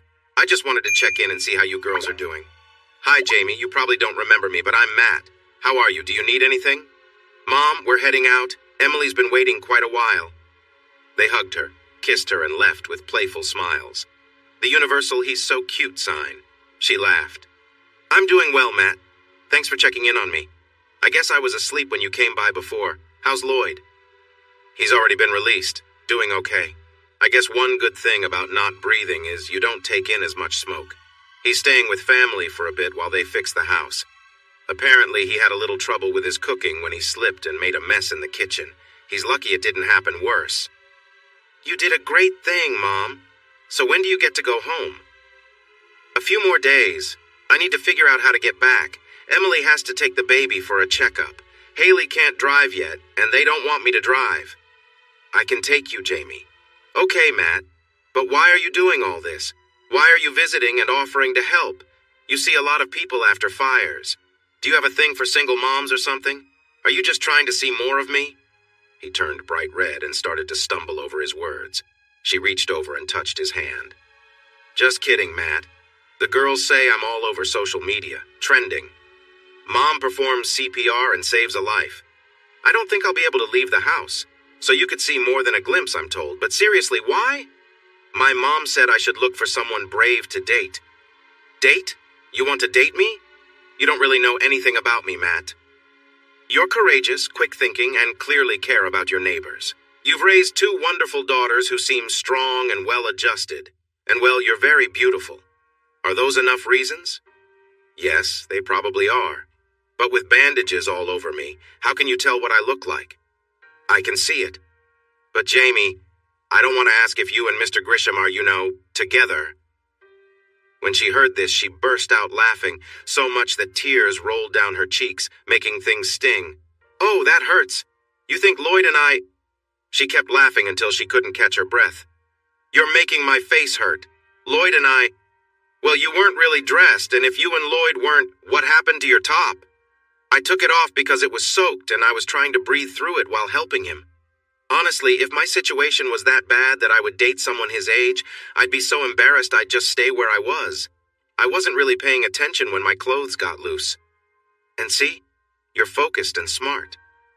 Okay, Matt. If you can make me laugh this hard, I needed that. You deserve a chance at a date. And yes, I would love it if you would drive me home when I'm ready to leave. If you can fit it into your schedule. I know you guys work weird hours. I would offer to cook you dinner, but I have no idea what's in the house. We can go out somewhere. Whatever you like. Can I see how I feel first? And how I look? You know my hair got burned and I look like a mess. But Jamie, you look beautiful just as you are. You're quite a charmer, aren't you, Matt? I have bandages all over my face and I'm not looking my best. They said that maybe I won't need the bandages tomorrow if new skin has formed, but I'll be a bit messy. I have to stay all oiled up. My chest and arms will take a few more days to heal. So, we'll see what happens. Chris, can you believe it? Mom has a date with that charming firefighter. It's not a date. He's just giving me a ride home from the hospital because Emily is busy with the baby. Sure, Mom, whatever you say. We'll make ourselves scarce so you two can have some time alone. But we want at least 1 foot on the floor at all times. Where did you hear about that? Dad, he gives us talks. Like I couldn't do all sorts of things like Chris with 1 foot on the floor. Chris rolled her eyes. Haley, Chris isn't like that, are you, Chris? Not you too, Mom. Haley's enough. Dad calls my boyfriend a suitor. They all laughed. Don't worry, your mom will act like a grown-up. But if I did have a date or two, would that be okay with you two? They looked at each other. Of course, Mom. Unless the guy is rude or something, but Matt seems nice. He talks to us like we are smart and have something to say, unlike some adults. You mean adults like your father? They nodded. I promise I will never be with anyone who doesn't treat you like the wonderful girls you are. Even you, Haley. Mom! They all laughed. Here we are, Matt. My cozy home. This is lovely, Jamie. Where are the girls? Oh, here's a note. They're at their stepmoms. Stepmoms, not dads? Long story. We got married young and then grew apart. The divorce was the right decision. Guilt washed over her as memories from a past trip came to mind. She wished she had just divorced him first before anything else, but she knew she wouldn't have been able to leave until Chris was in college, so she could protect the kids from their dad. But that was 4 years ago. What about you, Matt? You're not married, are you? No. Pain flickered in his eyes. I was. For a while. We grew up together. Got married in college. We were planning our family and... His voice trembled and tears began to form. And there was a gas explosion at her mom's. I just hope she didn't suffer. Putting her hand on his knee. Oh, Matt, I'm so sorry. That must have been terrible. It hurts just to think about it. Tears filled her eyes as she watched him. But that's why you became a firefighter. Yup. He wiped his eyes, taking a deep breath. But that was 6 years ago. Seeing his sadness, she couldn't hold back her own tears. He looked so lost, like a little puppy. She looked into his eyes, feeling a connection. Her heart felt like it was slowly opening. Alarm bells went off in her head, warning her to stop. What was happening? She barely knew him, yet she sensed his need, and it resonated with her own. It felt right. She leaned in, put her arm around his shoulder, and kissed him. He froze at first, but then relaxed a bit, and kissed her back. Their lips touched gently. She let out a soft sigh, surprised by it. What was happening? Matt, I'm sorry. I shouldn't have.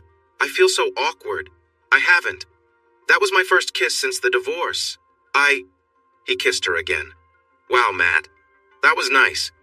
But these bandages make things kind of strange. You don't even know what I look like yet. Going further is definitely off the table for now. They both laughed. It felt good and familiar. Look, Jamie, he said, checking the refrigerator. I'll make a salad. Here's some chicken I can cut up. But wow, look at all these casseroles. It seems like everyone in the neighborhood brought you something. They must really care. I can heat one of those up. Yeah, the kids didn't eat any of it. There are probably a dozen pizza boxes in the garage. Whatever you want is fine. Oh, and I have a garden out back. I hope it's okay after being neglected for a week. There should be tomatoes, peppers, and cucumbers out there if some animals didn't get to them first. You have a garden? Of course. This is suburbia. You have to have a garden. It's the rule. My dad loved gardening, and we always had a big one. We used to can and freeze all kinds of stuff, and we had a few animals, too. Animals? Really? She laughed, and he joined in. No, not really. They look so odd, but the babies are cute. Anyway, I might as well be raising animals since I've had so many trying to eat from my garden. Tell you what, Jamie. I'll prepare something and you can hop in the shower and change your dressings. Then you can relax for the day. Are you going to peek at me, Matt? He turned red and started to say something. Just kidding, Matt. Just joking. She jumped in the shower, soaking her bandages so they would come off easily. She carefully cleaned herself and finally got to use her conditioner, then stepped out for a quick look. Her face? Mostly pink, with just a few small spots. She put on some moisturizer on the pink areas and was careful with the open parts. Her arms? All pink, too. Back? Pink? Chest? She noticed it looked a bit red. It seemed like she needed the dressings for a little while longer. She applied some non-stick gauze and a dressing pad, then thought maybe she should have Matt help her with the bandage. No, that felt too forward. Yup, definitely too forward. So she decided on a sports bra to keep everything in place. It looked a bit strange with everything poking out, but hair? Oh, what a mess. She needed to see Becky at the salon as soon as possible and do something about her burnt hair. She picked some strands and sniffed. They still smelled like smoke. It was frustrating.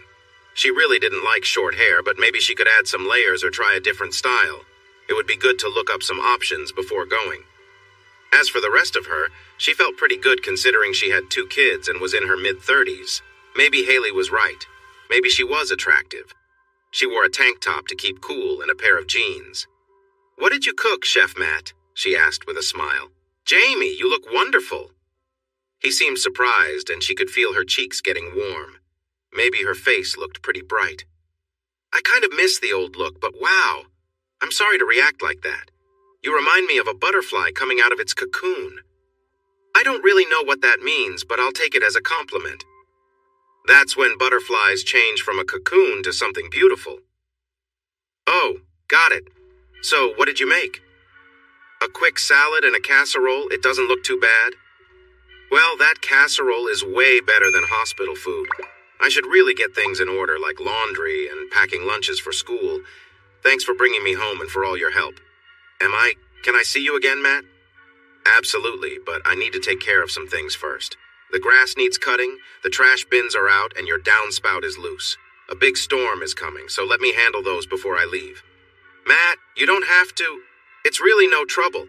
You can't manage those things while you're recovering. And teenagers, they aren't always as dependable as we'd like." A couple of hours later, he said, "It's getting dark, so I should go, Jamie." "Matt, Just then, Haley and Chris came through the front door. "Who let this guy into our all-girl house, Mom? You know the rules about boys." "Haley, be nice." But Matt just smiled. "Oh, he's just a bit sweaty. He's too charming to be annoying, right, Mom? He's got 1 foot in the room." "Chris, not you too. I expect this from your sister, but not you. Just so you know, he's been cutting the grass and doing the chores you both were supposed to do." "Oops. So anyway, Matt, when are you going to ask this wonderful mom out? She's been well taken care of by Chris and me, and look at her. She looks great. Did you put on enough moisturizer, Mom? You look a bit shiny, but seriously, almost brand new." She felt her cheeks flush again. "Haley, please." "Actually, Haley," he said with a grin, looking at Chimey, "I was thinking about asking tomorrow if your mom wants to, of course, and if it's okay with you guys." "Matt, she says yes. You have our official stamp of approval. Tomorrow is Friday, and that means appetizers are on sale at Fridays. Then you could take her to that club on 46th Street. "Haley, how do you know about that place?" "Well, I heard about it from some friends." "You've been to that club? Give me details." "Just kidding, Mom. Going to see dancing isn't really my thing. But if it were male dancers..." "Matt, do you see what I deal with? It's like this every day. I should send you both to school far away to find some quiet." "Sounds great. Mom, I found a school near Denver. Good academics. You can ski in winter and hike, raft, or rock climb in summer." "I was thinking more like a strict school for girls who misbehave. I really want to go out with you, Matt. Just let me know when. And we'll make sure she looks nice, Matt. No boring clothes. It'll be a stylish look. I hope you can handle it." "Haley, you are too much. She'll look great no matter what she wears. And just 1 foot on the floor, whatever that means." She stepped forward and hugged him, trying not to get her arms on his shirt. "Thanks, Matt. I appreciate everything." As he walked out, he heard, "We arrived just in time, Chris. Who knows what trouble those two might have gotten into without us to help. Maybe we should go tomorrow, just to keep an eye on our little mom from that charming guy." He chuckled and shook his head. Teenagers. "Hi, Matt. Come in for a moment while I get my purse." "Is it safe?" She chuckled. "Yes. They're supposed to be at Emily's tonight. They don't like it, but the court said they must." "You look great, Jamie." "Thanks, Matt. Can't do much with my hair or my eyebrows. Here, I brought you some flowers. Dahlias, I love them. Where did you find them?" "From my city garden." "Matt, I'm sorry, I didn't mean to assume." "It's okay. We still have so much to learn about each other. Ready?" "Dinner was wonderful, Matt. Sorry about the dancing. I can't do that. If I sweat, it gets uncomfortable, but we can talk more. I'd invite you to my place, but the girls might be back. They're very curious. I'd like to see your place, too. Check out that dahlia garden." "Sure, I'd like that." "Well, here we are. Matt, this house is beautiful, and the yard is amazing. I've worked in landscaping since I was about 12. First for neighbors, then at a nearby nursery. I learned a lot. Look at this garden. I only have simple things: tomatoes, peppers, zucchini, lettuce in the spring, but you have eggplant, okra, squash, cantaloupe." He nodded. And these flowers and roses? She really liked flowers. I guess I just kept planting them. I enjoy trying new ones, too. Oh, Matt, you must have cared for her a lot. I'm really sorry for your loss. She stepped closer, placed her hands on his shoulders, and kissed him. Then she did it again. Matt, can we go inside? Of course. He took her hand and they sat on the couch. Without thinking, she leaned in and kissed him, which made her let out a sigh. She paused, confused. Why was she sighing? There was just something about Matt. Matt? I'm usually not like this, actually. I've never been like this, but I really like your kisses. She kissed him again, more intensely now. Excitement grew between them. They both felt where things were heading, but hesitated to take the next step. Matt! Oh no, I'm getting stuff on your shirt. You should take it off before I ruin it. That's a pretty cheesy thing to say, Jamie. He chuckled. It works every time. He took off his shirt. She reached out and touched him, running her fingers through his hair, which was just enough, and across his muscles. She never realized he had such a fit body. Wow, Matt, I really like your chest. I'd show you mine, but I'd probably make a mess. Not very romantic, right? It's fine, I've seen it. She felt embarrassed and playfully nudged his shoulder. But I hope to see it soon. I hope so too. Matt, She couldn't finish her sentence. Instead, she leaned in and kissed him, letting the moment take over. Her hands began to explore his chest, back, arms, and thighs. She felt a bit unsure as her hands slid down, but then stopped. Is this okay? Would you want to? I'm being very bold here. Maybe we should stop, right? Help me out, Matt. He stood up, took her hand, and gently guided her towards the bedroom. Memories of another time filled her mind. Someone else had done the same with her before. She paused. No, I'm sorry, Matt. We just met and someone else once led me to a bedroom like this and it didn't end well. He let go of her hand and reached for another shirt. I'm sorry, Hamie, it's fine. No pressure. We can just sit on the couch or I can take you home. I guess I misread. No, you understood the signs. They were all green. This is my struggle. I just need a bit more time to figure things out. Would it be okay if you took me home? Matt, I like you a lot. But, no buts, I mean it. I just need to sort things out. Truthfully, I'm scared. Me too, Jamie. It's been a long time since I had anyone, so we both need some time to sort our feelings. Let's get you home. Matt, I didn't ruin everything, did I? Not at all. Do you want to call me when you're ready to go out again, or I'll call you? 2 days later, she took a deep breath and called him. Matt, I'm coming over, okay? No, it's nothing special. I just need to see you. Great. I'll be there soon. Thanks. She knocked and he opened the door. She walked straight up to him and kissed him deeply. Well, Matt entered the room and Jamie greeted him silently, taking his hand and leading him toward the bedroom. He started to speak, but she placed a finger on his lips to stop him. I just want to be close to you, Matt, she said softly. I know I'm a bit of a mess, but I need this right now. Is that okay? Before he could answer, she kissed him, and they quickly fell into a deep embrace. She led him to the bed, and there was no hesitation. Jamie was in control this time. It was something she wanted, something she needed. As they continued kissing, she placed his hand gently on her chest. Be gentle, she whispered with a small smile. He obliged, his hand slipping under her shirt, moving slowly as she relaxed into his touch. For a moment she pulled back, catching her breath. Wait, she said, standing up. She removed her clothes but kept her bra on. I still have some dressings on, she explained. Is that all right? Of course, Matt said with a gentle laugh. You're beautiful, Jamie. Thanks. Now come on, she said playfully. We've got more important things to do. Matt began to undress, and as they held each other close, Jamie could feel the warmth between them grow. It was more than just physical, it was an emotional connection she had never felt before. This wasn't like any other relationship. She felt her heart open as they embraced fully, closer than ever. Lying on the bed, Jamie reached down, her hand gently exploring his waistline. It was a quiet moment of intimacy, something meaningful beyond just attraction. But before she could go further, Matt gently pulled her back up, surprising her by turning the focus to her. He began to softly kiss his way down her body, a tenderness in his touch that caught her off guard. For the first time, someone was putting her first. showing her care in a way she hadn't experienced. It wasn't rushed or demanding, it was sincere and thoughtful. The feeling left her both surprised and deeply moved. The connection they shared was unlike anything she had felt before, and it filled her with a warmth that lingered long after the moment ended. Jamie felt an overwhelming sense of connection with Matt as they lay together. She couldn't quite understand how something so simple, like being close to him, could bring her so much comfort and joy.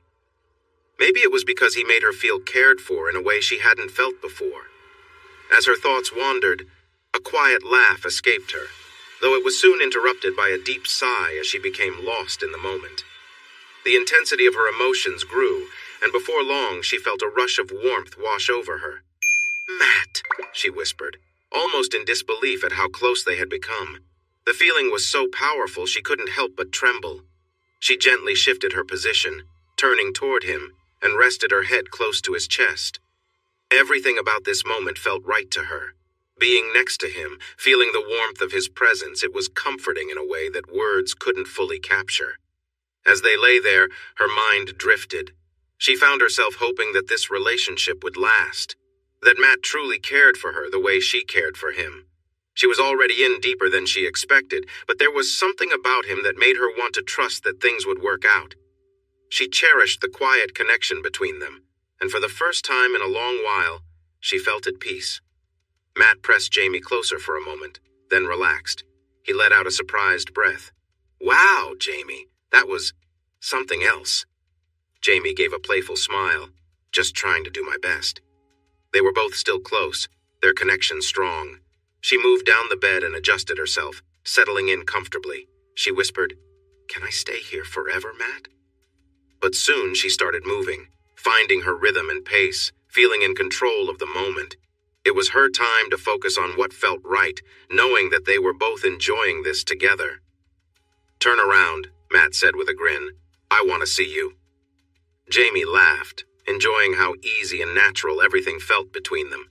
It was almost like they had done this many times before, though they hadn't. She turned and resumed their moment together, smiling down at him. "You're supposed to have your eyes closed, thinking of ways to make me happy," she teased. Matt chuckled. "I just can't help noticing the look you have with that sports bra." "You're such a goof," she said, laughing again. She could feel him becoming more involved, his movements more intense. It felt like everything was building up, and soon they were in sync. Matt's focus shifted, and he held her tightly, continuing to make sure she felt just as good as he did. He kept going, his attention fully on her until she felt a wave of happiness wash over her. Jamie leaned forward, exhausted but content. "Matt, that was wonderful. I know we haven't known each other long, but this felt so easy, so natural." Matt smiled. "Well, thank you for that. I usually have a rule about this." "A rule?" she asked, curious. "Yeah, I don't usually do this on the second date," he said with a grin. "Oh, so it would have been fine on the first date then?" she joked. Matt laughed. "Exactly." "Well, since the rules are already broken," Jamie said, turning with a playful glint in her eye, "why not break them again?" With that, she leaned in closer, their connection deepening once more. They both shared a quiet moment, laughing softly as they let the evening unfold naturally, without any rush or pressure. It was just two people enjoying each other's company, feeling comfortable and at ease. After a little while, he changed their positions. She enjoyed different ways of being together, but this one was still her favorite. He was close to her, making her feel secure. Looking into each other's eyes felt like bliss. She thought, "God, I know this might not be the right moment for a prayer. I have asked for help before, but please hear me one more time. Don't let him leave. Let him stay with me. I promise to do my best to make him happy. Thank you." Then it was time to join the others again. She stayed the night and woke up in his arms. She felt a heaviness on her leg and was afraid to move. She didn't want to disturb him. What would this morning be like? She remembered her prayer. "Please, God." "Good morning, beautiful. You look great even first thing in the morning with your messy hair, and you know I love casual clothes." She kissed him gently, taking her time to enjoy the moment. "Last night was amazing, Matt. Thank you. I hope there are many more nights like that. If I have a say in it, this is just the beginning." She said thank you to God again. "I want to know more about you, Matt. Sometimes I feel like I know so little, even though it feels like I've known you forever. I'm sorry if I'm rushing things. No, I feel the same way. Being with you feels easy and natural, and wow, last night was something else. That was only the beginning. If you play your cards right. She looked at the clock. Matt, I need to take a quick shower and get home. I want to be there before the girls arrive, just in case. They should be at their dad's, but you never know. Sure, let me make some coffee and... No, I'll cook breakfast for you at my place so we can beat the girls home. You can just drop me off if you have plans for your day off. I wouldn't think of it. I need a shower too. I promise, just cleaning, nothing else. I really wish we could stay here all day, but deal. You'll get to see me without my usual clothes on. Oh, right. You and the world have already seen me. She felt a bit embarrassed still. Most people I talked to gave great reviews about it and shared with their friends. We even have a poster at the fire station. When it's quiet, we gather to watch some videos. You're making me laugh, Matt. Come on, let's get going. Aw, man. What's wrong, Jamie? The girls are here. You should leave now, Matt. I can't predict how this will turn out, but it might be awkward. No, I want to see the girls again. Okay, you asked for it, but Matt, before we go in, I just want to say I had the best time yesterday, and especially last night. It was wonderful, maybe even the best time ever.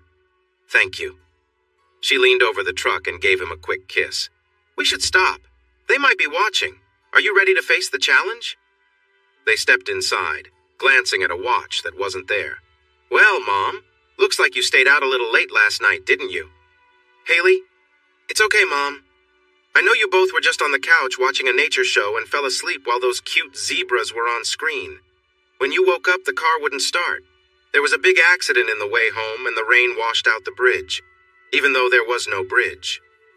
We would never say our mom did anything wrong, she said, putting her arm around her mom. Now, Mom, we have talked about what's appropriate when dating, what boys are looking for, and what happens if you show all your cards too soon, right?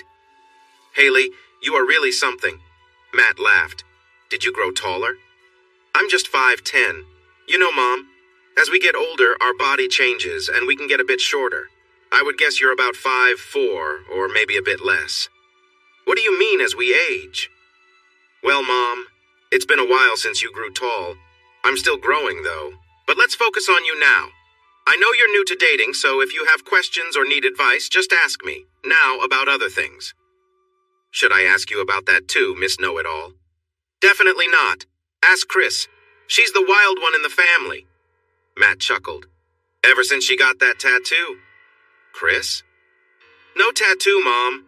Haley is just being a bit dramatic. She'll calm down soon. But she's the one dating the 20-year-old.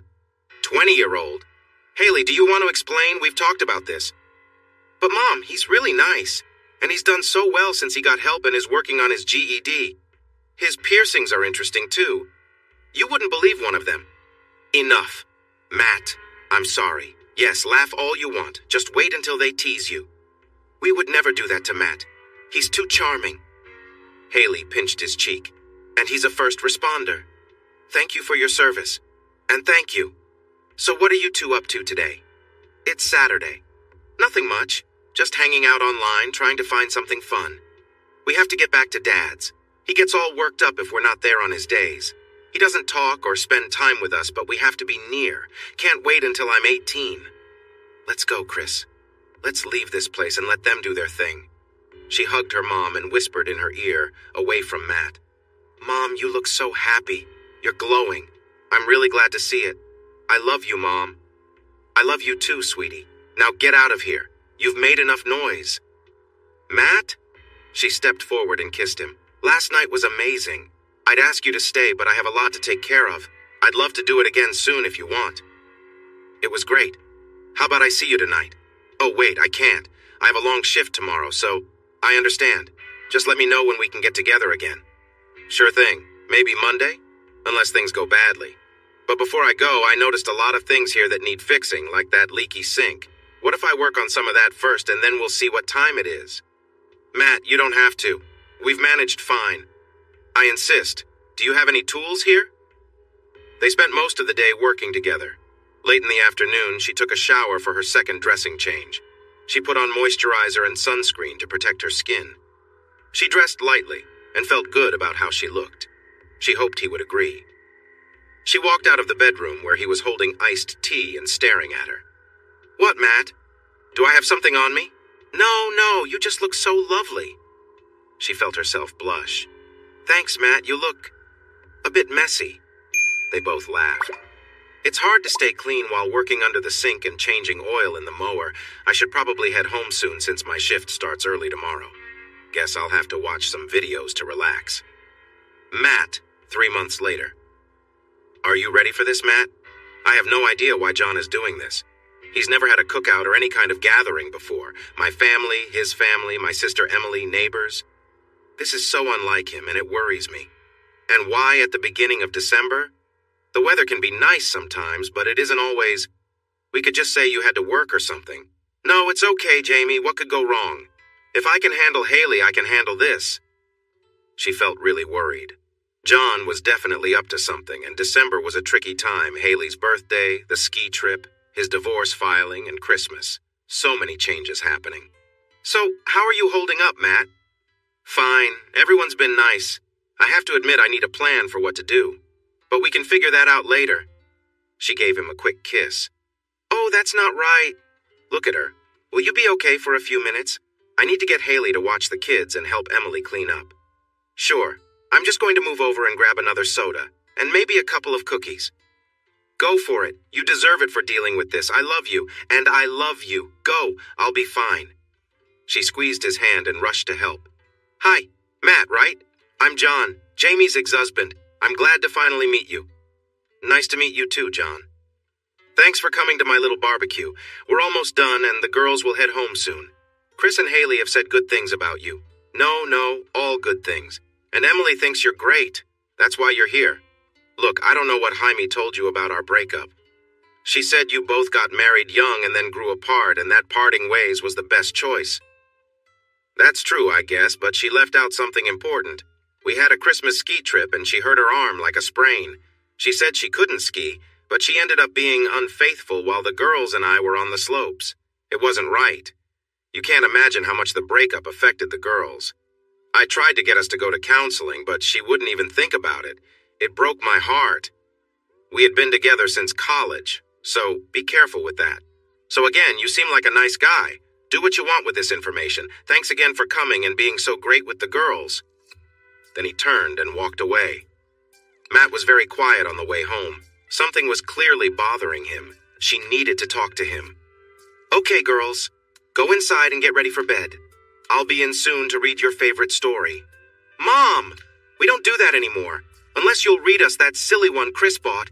I can't believe any guy would really... Haley." "Good night, Matt." They hugged him and hurried into the house. "Matt, do you want to come in for a bit? You seem worried. Maybe I can help." I don't know. Jaime, we need to talk about something." "Sure, Matt. What is it?" "I talked to John tonight." Oh no. She felt a tear roll down her cheek. Here it comes. It's over. She instinctively knew John had set this up.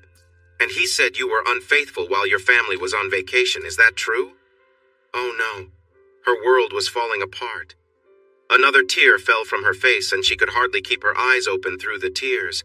Why did she ever do it? She should have told Matt. That one day would stay in her mind forever. She thought about John with frustration. Yes, it's true. It was the only time. The worst mistake I ever made, and I would never do it again. I hate myself for it. "Jamie, I enjoy being with you. It's been wonderful. I care about the girls, but I don't think I can be with someone who would hurt her family like that. I thought I knew you, but I think it's best if I leave for a while." "Matt, I love you. I would never think of doing something like that again. I should have taken care of things first. It doesn't really matter, Jaime. You did it once. I can't be sure you wouldn't do it again." She remembered a moment of feeling lost and looking up at the sky, but this felt even worse. "So I'm going to go now. See you, Jaime. Thank you for everything. I hope you can understand." "I understand, Matt." She turned and ran into the house, struggling to breathe and think. Tears were streaming down her face. She didn't stop until she fell onto her bed and buried her face in the pillow, crying hard. Suddenly, she felt Haley hugging her. Mom! Are you okay?" Oh, Haley, Matt just broke up with me, out of nowhere. I thought we were... Matt broke up with you. She nodded. I can't believe it. He really likes you. I did something terrible years ago and now it's haunting me. Matt found out tonight and now he's gone. I froze. I couldn't say anything. I think he talked to your dad. He listened to Dad? He lied about everything. I heard him. I tried to explain things to Matt, but Grandma held him back. Then we had to leave. I'm sorry, Mom. He probably didn't need to lie. I messed everything up. I shouldn't have done what I did. I should have waited until you were older. It was hard on you both. No, Mom. You should have left him much earlier. He was unkind and hurt you all the time. We were so much happier living with you. We wished we could do it all the time, and you know you were better off on your own. You've taught us to be strong and stand up for ourselves. Sorry, Mom, but that's why things didn't work with Kyle. I liked him a lot, but then he wanted to control how I looked, how I dressed, everything. I couldn't take it, so I ended it. But now Matt's gone.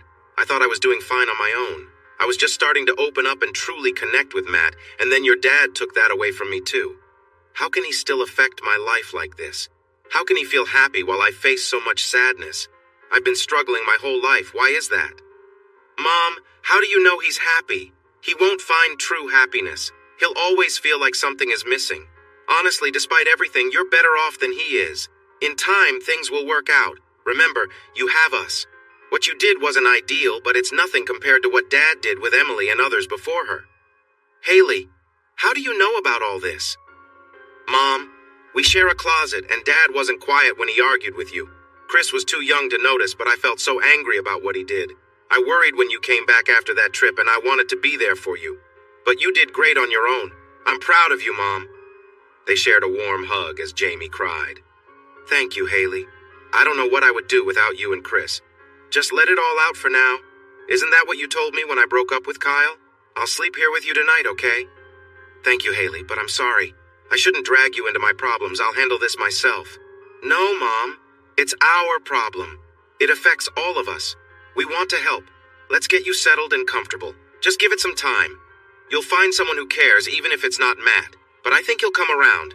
In the meantime, we're here for you and we'll focus on making you happy, all right? So she cried again. It had been a week and her mom still hadn't smiled or laughed. Haley knew she had to do something. Chris, what's going on? You're moving so slowly. I hurt my back playing volleyball. It's stiff and I can't move well. I've tried heat and some medicine, but it hasn't helped. I have an idea. Lie down and I'll help rub some cream on your back. It might make you feel better. Are you sure? What do you want from me? Nothing at all. I just see you're in pain and I want to help. Okay, but please be gentle. Of course, just relax. Here comes the cream. It might feel a bit cold at first, but I'll rub it in and help ease the tightness. Wow, your muscles are really tense. After this, it would be nice to rest. I know it's December, but it's sunny outside and it's supposed to be warm. You could wear your new swimsuit and sit in the sun.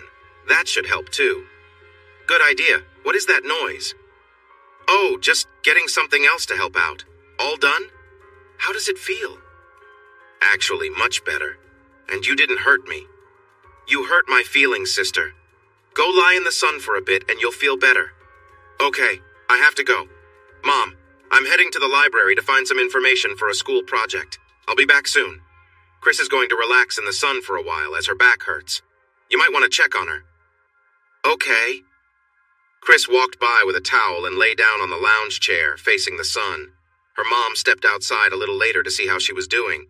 Chris? How are you, Chris Logan? I said no tattoos. What? What are you talking about, Mom? The new tattoo on your back? New tattoo, Haley. She jumped up. Where is she? I'm going to be so mad. She rubbed my back. I knew something was off. I can't believe I fell for it. Haley did that? Her mom started laughing so hard she could barely breathe. Mom, it's not funny. You have to do something. Punish her. Don't let her use the car when she gets a license. But then Chris began laughing too. And on top of that, she told me to wear the swimsuit and lie in the sun just so you'd see it. And it's a biohazard symbol. Her mom laughed more. I'm sorry, Chris. I have to sit down. I really needed that. I knew something was up when she said she was going to the library. She never even goes to libraries. She kept laughing. I feel sorry for whoever she goes after next. Let me take a look at that. Oh, Chris, I think it's that henna stuff. It won't come off easily. You'll just have to wait for it to fade away. Chris hugged her. It's fine. I kind of like it, maybe when it wears off. No! No unwanted symbols, especially not a biohazard sign. And she burst into laughter again. Chris took out her phone. You are so mean! But you did make her laugh a lot. Good job. Chris, those hamburgers and hot dogs were amazing. Cooked just right. It's so nice to be here on your birthday, Haley. December 23rd. You're 16 now. I remember the day you were born. Time goes so fast. Before we light the candles and have some cake, your grandpa and I have a present for you. Where's that special guy of yours, Jamie? Why isn't he here for this special day? He had to work, Mom. He would have come if he could. You know, Haley, it's too bad your mom didn't invite your dad. He's a great father who cares so much about you two. Jamie, I'll never understand how you threw that all away. You had everything, and John was so good to you. He tried so hard to make you happy. Now, you won't even invite him to your child's special 16th birthday. That doesn't seem right. Haley glanced over at her mom, who was getting red in the face, her fists clenching. Jamie stood up and said, Really, Mom? Is that the right thing to say right before we cut the cake? Haley sighed. I'm sorry, Mom. I'm not feeling well. I'm going to lie down for a bit. You and Grandma can enjoy the cake. I'll join you later. Mom? Should we come with you? Chris asked. No, that's all right. Please stay and have cake with Grandma and Grandpa. I just need a moment. I understand, Mom. We'll be in soon. I can't believe your mom would leave just when it's time for cake. I hope you girls learned something from this. Enough, Grandma. You've talked enough. I'm tired of listening to you when you don't really understand what's happening. You don't know the whole story. Chris, that's not right. Be quiet, Grandma. You are guests in this house, our house. You should show respect to Mom. How could you talk to her like that? I think it's time for you to listen, don't you think, Chris? It's time. She nodded. Haley, you shouldn't speak to your grandma like that. Now it's your turn to be quiet, Grandpa. If you want to be welcome here again and see us, you need to listen to Haley. It's your choice. Leave or stay. It doesn't matter to us anymore. We're tired of this. Go ahead, Haley. My dad is not a nice person. He's selfish and hurtful. You think he was a great husband? Let me tell you how life was with him. From the time I can remember, he was always yelling at Mom, every single day, about nothing. She just accepted it. If he had a bad day at work, he would take it out on her, breaking things and making our home a mess. If his team lost a game, the same thing would happen. Mom went to the hospital at least twice because of him, and maybe more. I think he wanted her to be there to take care of him. He never helped out and never spent time with us. Mom did everything, even things like mowing the lawn. But she missed many of our family events. That wasn't fair. Dad always made sure to be there. Right. He would hurt her so she couldn't go. She didn't want anyone to see what was happening. Then he'd show up looking like the perfect dad.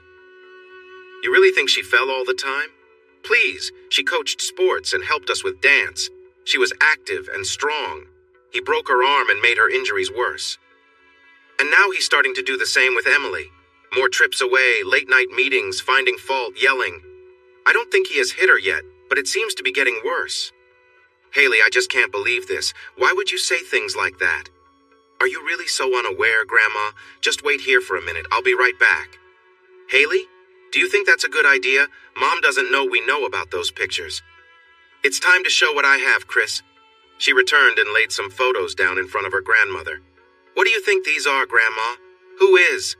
Oh my, it's Jamie. Exactly. Photos taken by her divorce lawyer on December 26th. And you know, Grandma, there were many times she looked much worse. Since the divorce, we have to spend time with Dad.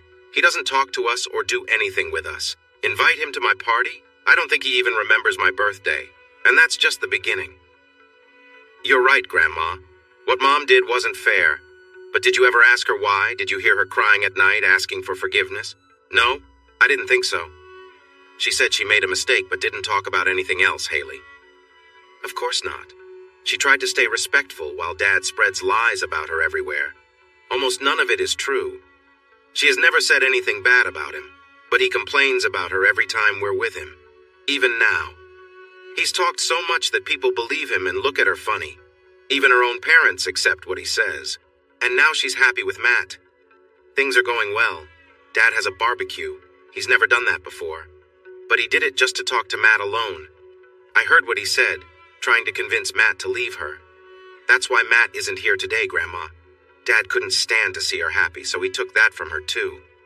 But Haley, she did cheat on him. Yes, Grandma. One time, one person, and she felt terrible about it. Dad was with Emily for 18 months before that, and she was just the latest. Oh, I don't believe that. So, you never found it strange that he got divorce papers on Thursday, moved in with Emily that weekend, and within a month said they were getting married once the divorce was final? And oh, by the way, she's going to have a baby. That's some quick dating. I guess I never thought about it. Of course not. You just believed Dad like everyone else did. It's like 5 people against 1. Mom never defended herself. She acted like she deserved the blame, but she didn't. You know, Grandma, they say the one who complains the most about a mistake often has made that mistake themselves. A brief look of guilt crossed Heidi's face. Wow, did you see that, Chris? Yep, I did. So, Grandma, does Grandpa know? He's looking at you closely. I think it's time for you two to leave. Don't come back here. Please do not speak to my mother or either of us again until you apologize and show her the respect she deserves for being the amazing woman and mother she is. She is a survivor who escaped a difficult situation. You were part of the problem, not the solution. You should really think about that and feel ashamed. You never tried to help her. Instead, you worked with Dad to make things harder for her. Why would you do that? She is such a good person. Here is your gift. I don't want it. I don't want anything from either of you again. Please leave. We need to check on Mom. Thanks a lot for making my 16th birthday so unforgettable. And maybe have a nice chat on your way home about right and wrong and perhaps even forgiveness. It's the Christmas season after all. Come on, Chris, let's go see Mom. They walked down the hallway toward the bedroom. She paused. No, wait. I think I need to keep going. It's my birthday and Christmas too. You help Mom. I'll talk to Matt first. Then if Mom is okay, maybe we should visit Emily. What do you think? I agree. Good luck. Christmas is a time for change and miracles. Watch out, world. The hailstorm is coming. Haley entered the fire station. Hi, is Matt Richards here? I need to speak with him. Yes, he's in the back organizing some things. Just go down that hallway. She walked past the fire engines and down the hall. Matt was sorting rescue supplies when he looked up. Haley, what brings you here? Matthew, we really need to talk. He smiled and chuckled a bit. She playfully tapped his arm. Yes, Matt, I understand what those words mean. I'm 16 now. And yes, you missed my birthday. I'm sorry, Haley, it's just... Forget it. I know what those words can lead to. I heard them the other day because I wouldn't. Well, that's another story. I thought you cared about my mom. I did. I mean, I still do. But you listened to my dad, left her, and hurt her feelings. Good job. And let me guess, she didn't defend herself or try to explain. She just stood there like a deer in the headlights, said something like, I understand, and went inside crying. Yeah, but your dad wasn't the only one telling me that. There were others, too. Matt, let me tell you a story. Once there was a wonderful woman full of life who ended up pregnant in college. Instead of giving up her baby, she chose to keep me and married a difficult man who treated her very poorly and often yelled at her. She never fought back or stood up for herself. She just took it so she could raise her kids and keep them safe from their dad. For 12 years, she always made sure I was not left alone with him. She went on a family ski trip, and near the end of her first run, she fell and hurt her arm. It was hard to watch. I still remember how it looked. My dad started shouting at her so loudly that everyone on the slope stopped. Chris and I were in a lesson and heard everything. He was just upset that she messed up his plans. He didn't help her at all. She was trying to get up when a ski patrol came over and assisted her. He was nice and looked better than you, Matt. Ouch. Anyway, she spent a couple days with him while we were skiing. My dad found out, and on Christmas Day, when he thought we were asleep, he confronted her and said he was going to leave her and take us away. She didn't fight back. She just said, I understand, and took it. Sound familiar? He was really awful to her. Then she started to break down. Probably just like she did with you, but this time she was only down for a little while. With you, she is still struggling. But that night, something changed. I saw her, Matt. She stayed awake all night checking records, the phone, and all sorts of things. She didn't pause for a second. I was so tired. The next morning, though, she looked great and left the house to do a bunch of things. My dad was really surprised. He was very angry, too. He kept asking us what she was doing, getting more and more upset. When she came back, they went to the bedroom. Instead of asking for his forgiveness, Mom said she had just met with a lawyer and had talked to Emily. What he didn't mention to you was that he had been seeing Emily for a year and a half. He lost it and started shouting at her. I almost went in to help her, then I heard her say in a voice that really scared me that if he ever touched her again, she would fight back. She told him she had recorded the whole thing and wanted her kids in the house. That wasn't true, but it was a smart bluff. She got the house, but we still had to spend some time with our dad. He never paid what he was supposed to, like support for us. She managed everything on her own. My dad treated us badly. The clothes he wanted us to wear were terrible. He wouldn't listen to Emily when she tried to get us decent things. And his lunches. I still feel sick thinking about them. My mom cared enough that she took her savings, bought an old van, and drove it to school on the days he dropped us off. This way we could jump in the van and change clothes so we wouldn't feel embarrassed or teased all day. He wouldn't let us wear regular clothes or even decent underwear. He had some strange old-fashioned things that showed when I wore gym shorts, until my mom stepped in and helped us. Plus, she packed us great lunches every day. After school, she'd be there so we could change back into those uncomfortable clothes before going back to Dad's. She knows she made a mistake, and I still hear her asking for forgiveness, Matt. Every night she prays to God to let her be happy again. We can hear her from the closet. Can you imagine how hard it is to listen to your mom crying and pleading late at night? That's why you've never heard her side of the story. Did she ever say anything to you while you were together? He shook his head. She seemed sad and lonely, but she tried to hide it from us and her friends. Then one day she met this fireman and she lit up. She was truly happy. Chris and I had never seen her that way before. Then Dad took that happiness away too. The light just went out. She still acts happy, but it's just a mask. So, Matt, you don't have to love her if you don't want to. You don't need to be with her if it's not what you want. But please don't completely turn your back on her. At least talk to her and help her. Be her friend. I promise you she has faced so much for a brief moment of something that she would never do it again. If you're worried about trust, and I understand that, you don't need to be afraid. She would never choose that path again. Well, that's all I came to say. I might have messed up the story, but I hope you understand the message. She stood up to leave, and he grabbed her arm and hugged her. Thank you, Haley. I think I really messed up. You're a smart girl, and your mom is lucky to have you on her side. Yes, you have. I think she knows that too, though there are days when she might doubt me. They shared a laugh. Now you should do what you know is right. Matt, she is a wonderful person, and I know she would make you happy if you gave her a chance. Plus, you get Chris and me as a bonus. She smiled at him, and he hugged her again. So, Haley, what's the best way for me to reconnect with her? You could ask her out, but that might feel awkward and hard to talk about.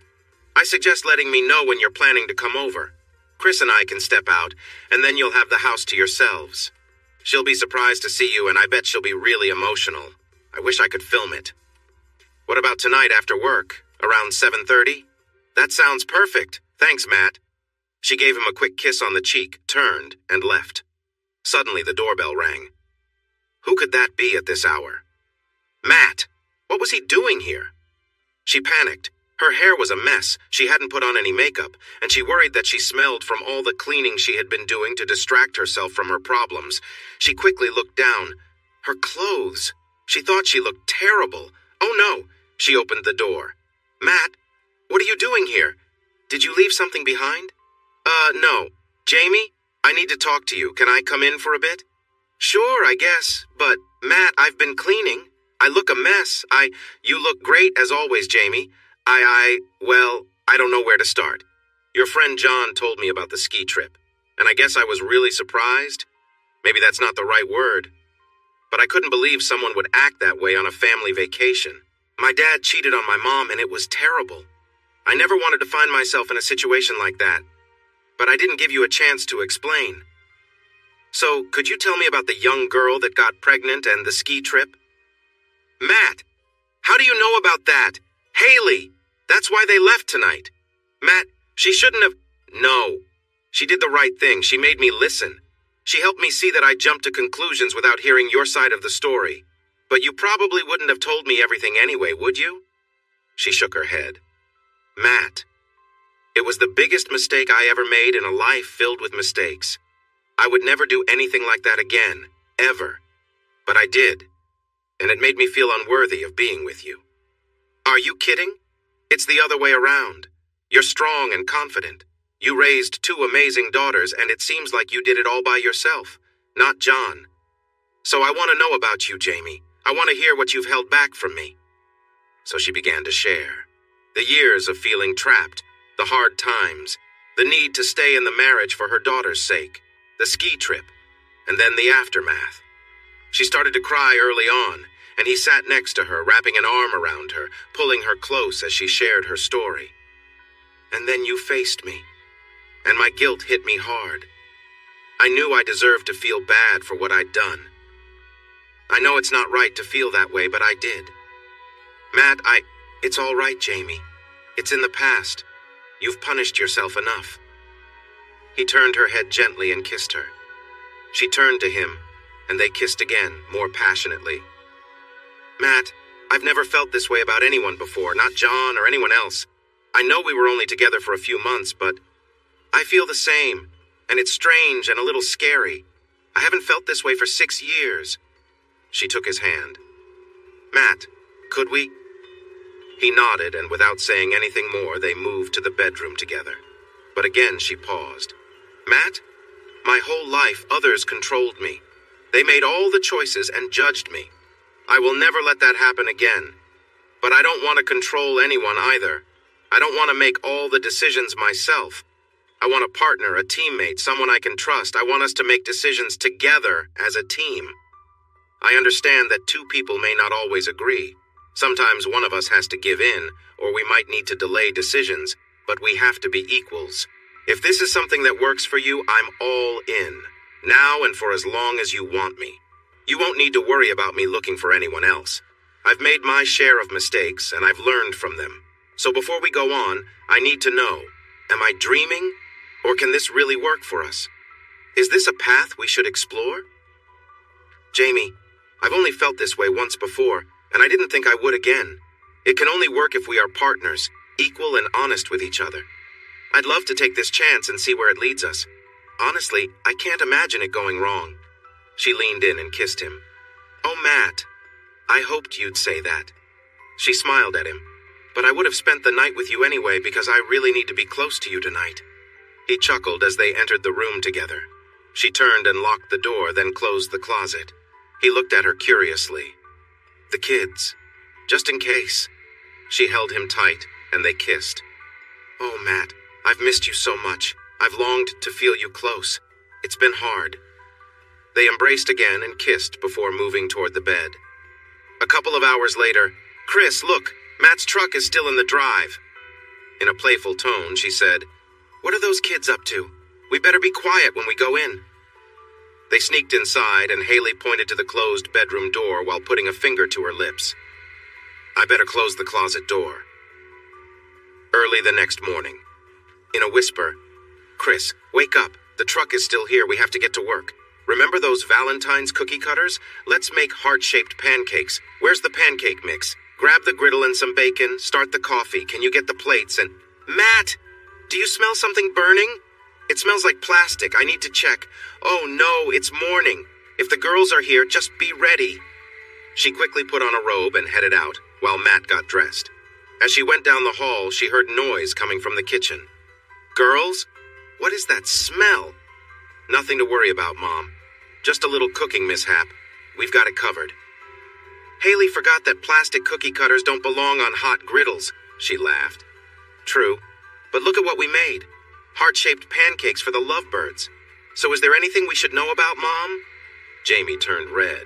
Girls, I'm sorry. I shouldn't have... It's okay, Mom. You look happy again, and that's what counts. We'll be just fine. Seems like my meddling worked. About that? Look, here's Dad. Home at last. Haley! It's okay, Jamie. So how are my 2 favorite girls this morning? And happy Christmas Eve to both of you. Doing just fine, thank you for asking. Merry Christmas Eve to you too. We made you a special breakfast. After that, we plan to take some time for ourselves in the basement. Maybe for a week. We don't have a basement. Chris, what's going on? What has she done? How bad is it? Not sure yet, Mom. She might have really gone for it. The birthday girl definitely spoke her mind yesterday. She let Grandma and Grandpa have it. Honestly, I think that's a good thing. They may not visit much anymore. We set some new rules. Oh, no. Yup. I wouldn't be surprised if their Christmas presents are missing tomorrow. We might even be out of the will. And she talked to Matt. That was definitely a good move. Looks like some things have changed for the better. Chris, stop talking like your sister. One person like that in the family is enough. But she smiled. And last but not least, we spoke to Emily. You what? Oh my God, no, you didn't. Mom, Dad is doing the same things to her that he did to you. Think about it. He dates her, then gets her pregnant, marries her, and has another child. It seems like he's been more angry lately, with more weekend meetings and rushing to shower when he gets home. She needed to know. I don't think he's hurting her yet, but she didn't say much. She mostly listened. In any case, Mom, Chris and I don't know yet if this is good or bad. Dad's coming home today and he will be really upset with us. We can't be around. We can't go to his place like we were supposed to. It's Christmas Eve. He's supposed to have us until noon tomorrow. What should we do? Matt looked at Jamie. It sounds like you shouldn't go. If your mom agrees, I think you should stay here and enjoy some of these delicious pancakes. This is probably the best place for you, don't you think, Jamie? Yes. Let's sit down and eat. Then we can talk about it. Is there anything else you did on your birthday that I should know about? She said a bit sadly. No, that's it. 2 out of 3 is not bad, right? Maybe it's 3 out of 3, but you need some time. Jamie hugged her. No, it's fine. Stay. You're not going anywhere until we figure out what the storm has created. Matt? I'm sorry. You don't have to get involved in our family drama. That's not what I meant when we talked last night. But I haven't had any of these pancakes yet. Plus, the grass needs cutting. I think the girls and I need to hang out a bit. In that case, let's eat, but first I need some coffee. I think I need a big mug full. Now, who could that be at the door? Maybe you two should go back to Haley's room in case it's your dad. As she walked to the door, she said, Oh my, it's my mother. Haley? What did you say to her? Jamie opened the door, still in her robe and looking a bit messy. Mom? It's nice to see you. Did you leave something here? Or... No, Jamie, I'm here to say I'm sorry. I've been terrible to you. There's no reason for how I acted. I never understood, but I never asked. What kind of mother doesn't ask? Can I come in and talk for a bit? But if you don't want me to, I understand. Sure, Mom, please come in. Can I get you some coffee? Maybe something to eat? Coffee would be nice. Oh, you have company. Maybe I should go. No, it's okay, Mom. You must be Matt. I'm Heidi. I didn't get to meet you at the cookout. It's nice to finally see you. Is Haley working? Yes. Nice to meet you, Heidi. Jamie, I think I should head out. No, Matt, please stay. I've messed things up enough already. Can I just borrow Jamie for a few minutes? Is it all right if we talk in the bedroom? Sure. Let me grab those coffees. And Haley, I'm sorry for ruining your birthday. I also want to say sorry to you both for not being respectful to your mom. I can't believe how foolish I've been. I really believed what your dad told me. Those pictures. Jamie turned to Haley, who quietly said, Sorry. I hope you can forgive me and we can mend our relationship. She started to tear up. I want to be a part of your lives again. Your mom has done such a great job raising both of you. I really do care, even if it hasn't seemed like it. So please. Of course, Grandma. They hugged her. We love you too, Gram. I hope I didn't cause too much trouble at your house. I'm sorry if I did. He already knew. It was the worst mistake I made. But he always told me that I was wrong about this. That's why he stayed quiet. Thank you, girls, for showing me my fault. Now I need to talk to your mom. You three go ahead and eat. We may be a while. What's that smell around the pancakes? Is something burning? The girls laughed. Just Haley's special pancakes, Grandma. Good thing you missed them. Mother and daughter went to the bedroom and closed the door. Turning, Jamie, I am really sorry. I can't apologize enough for how I've treated you. It's okay, Mom. No. You need to know the truth. She began to cry. You were my biggest regret. I had a brief relationship while dating your father and found out I was pregnant. I thought my life was over. I was so ashamed and it caused so much pain. I thought everything was ruined. Your dad married me and has never spoken about it. My goodness, Mom.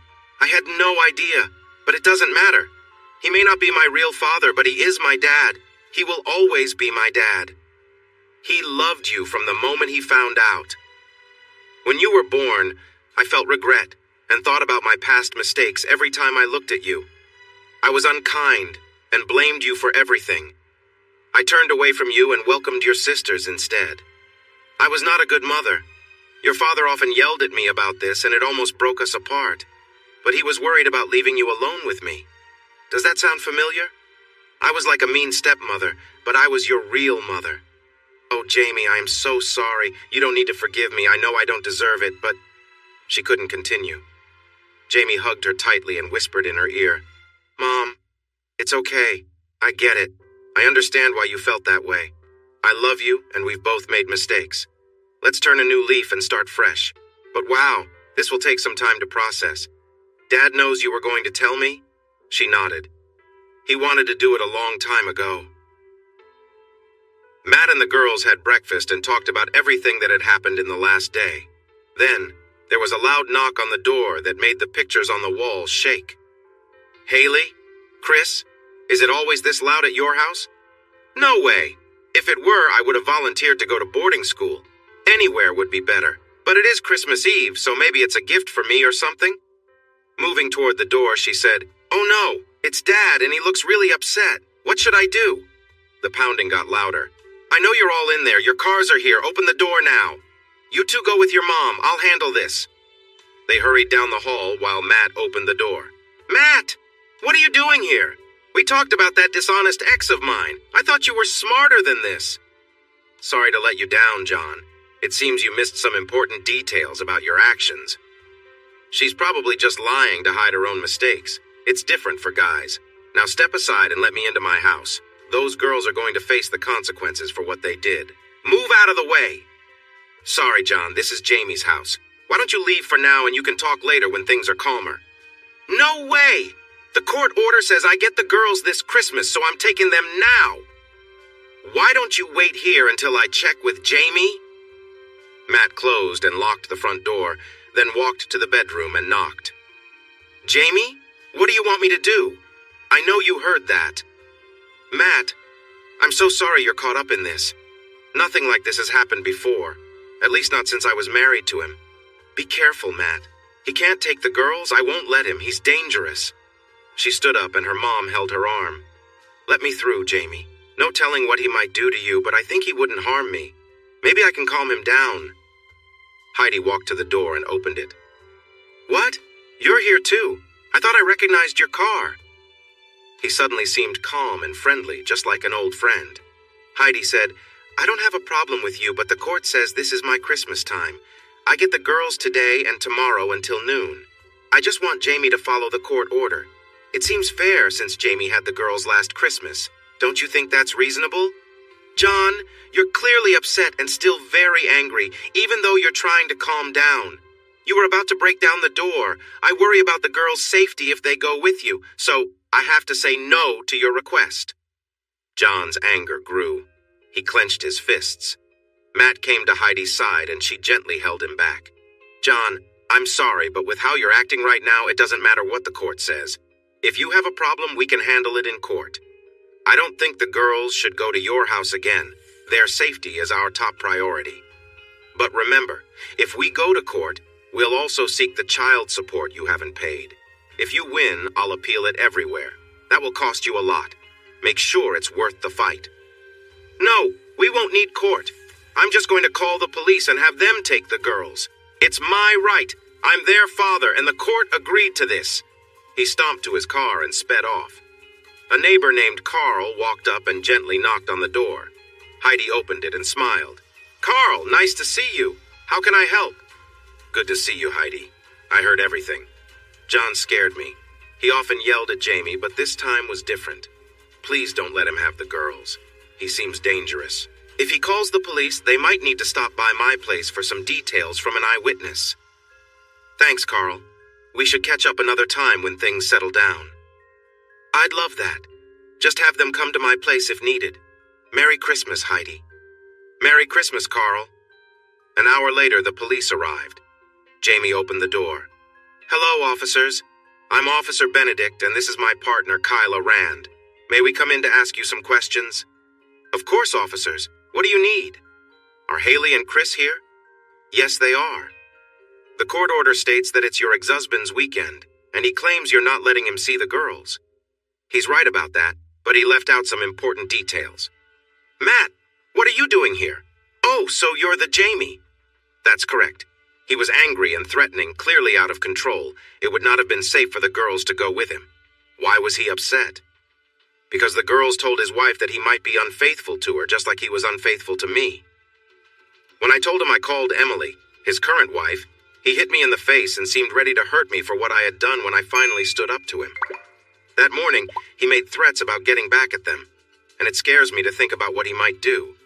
He has sent me to the hospital more than once. He was out of control." "Let's sit down and talk. Is there anyone nearby who could back up what you're saying?" "Yes. Carl Wilkins next door saw everything." "Kyla, why don't you go talk to him? I'll speak with the girls. So, Haley and Chris, why don't you want to visit your dad? He gets mad a lot, but I've never seen him as angry as he was today. We are both really scared to go there. If he drinks even a little, just take me to a shelter or call social services. I don't care. I just don't want to go to him. He used to hurt my mom all the time, even when he wasn't angry. But today, there's no way we're going." "Haley is right, officer. We can't go. He'll hurt us. I just know he will. Isn't there another option?" "How old are you two?" 16, 14, almost 15. "You're getting older. I'm surprised you still have to visit him. Have you talked to the court, Miss Logan?" "Divorce courts are pretty unpredictable. I spoke with my lawyer and he advised against it. Judges often think both sides are lying and just come up with a decision they think is fair. I worry it could end up worse for the girls. A good friend of mine went through that. Unfortunately, I think you're right. They need to stay here. Let me talk to Kyla and then we'll speak with your dad. I'll also discuss this with my supervisor. Miss Logan, if you feel he has threatened you or the girls, especially if he comes back, you should think about getting a protective order. I'm not a lawyer, but you might want to ask the judge to review things if the situation changes, and keep the door locked." "Thank you, officer. That's good advice. Let us know if you need anything else." After closing the door and taking a deep breath to calm down, I said, "Well, Haley, thanks for making me feel older." 2 out of 3, Mom?" She hugged me. "Yes, Haley, 2 out of 3. Matt, these pancakes smell terrible. How did you eat them?" I had to be polite, right? I'm feeling a bit sick and might need to excuse myself soon. He winked at Haley and we all laughed. Then the doorbell rang. "Now what? I'm still in my robe and I haven't even had my second cup of coffee.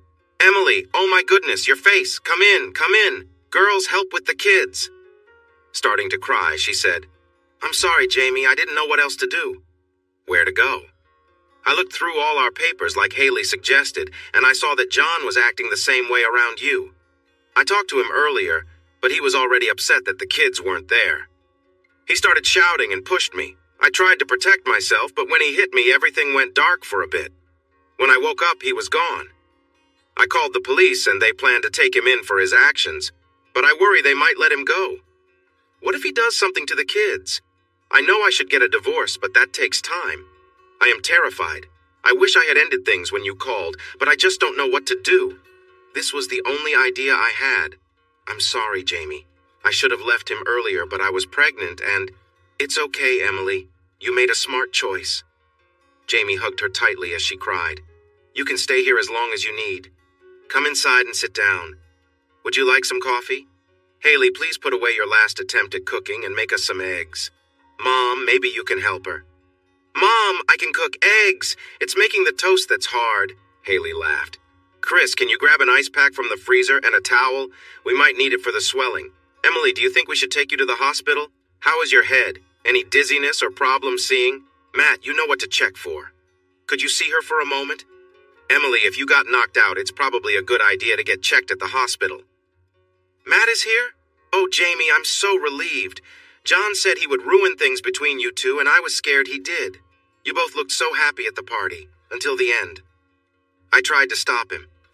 Matt, I wish I'd talked to you, but I didn't know how. I'm sorry. Jamie, I really need some clean clothes and a shower. I feel all worn out. No, Stinky Daddy! Matt, you can't leave. We need you here just in case something happens with my dad. Please. Heidi looked at Jamie. Stinky Daddy. That's just Haley's funny nickname for Matt. Heidi stepped in. Okay, here's a plan. Matt, make sure everyone is safe. Haley, you take care of the baby. Chris, look after Bailey. Jamie, why don't you make eggs for everyone? I'll take Emily to the hospital. Even on Christmas Eve morning, it might take a bit of time. Then we can run to the store for Emily's things and clothes for Matt. Shirts, sweatpants, and underwear okay, Matt? He nodded. Once they check that Emily is fine, I'll bring her home and we can figure out our next steps. Make sure to get the ones with the funny pocket, Haley said. Everyone paused and looked at her. What? I was just trying to make a joke, to lighten the mood. Matt laughed and the others smiled. Jamie shook her head. Good. We have our tasks. I should also get some airbeds since Emily will probably need to stay the night. But we can sort that out later. Matt, do you know how to find out if John has been arrested and how long he might be in there? Yes, I think I can. I can call some people I know to find out. Great. If he is in jail, maybe we can head back to Emily's later to get baby things. It looks like she hasn't brought what she needs. Emily should stay here, but it would be easier to grab the stuff from her house. Any questions? No? I'm going now. Come on, Emily. Matt, can I talk to you for a moment? In the bedroom? Sure, Jamie. He followed her down the hall. She closed the door, turned, and gave him a kiss. It was warm and full of feeling. A tear rolled down her cheek. Matt, last night was amazing. I'm so happy you came to see me. She sniffled. I've missed you so much. I felt so alone. It's only been a few months and it's still new for us. But I care about you so much. I hope all this craziness doesn't push you away. It's never like this. I promise. I never expected you would get wrapped up in something like this. So if you want to leave or if you see only trouble ahead, I would understand. He kissed her again. Jamie, I'm not going anywhere. This is where I want to be. It feels like home. So why don't you take a shower and get dressed? I'll deal with everything else. But first, let's share another kiss. She smiled and laughed lightly. I could use more of this. You may need to take me for a ride in your truck, or we could sneak over to your place to grab a few things. Deal? Deal.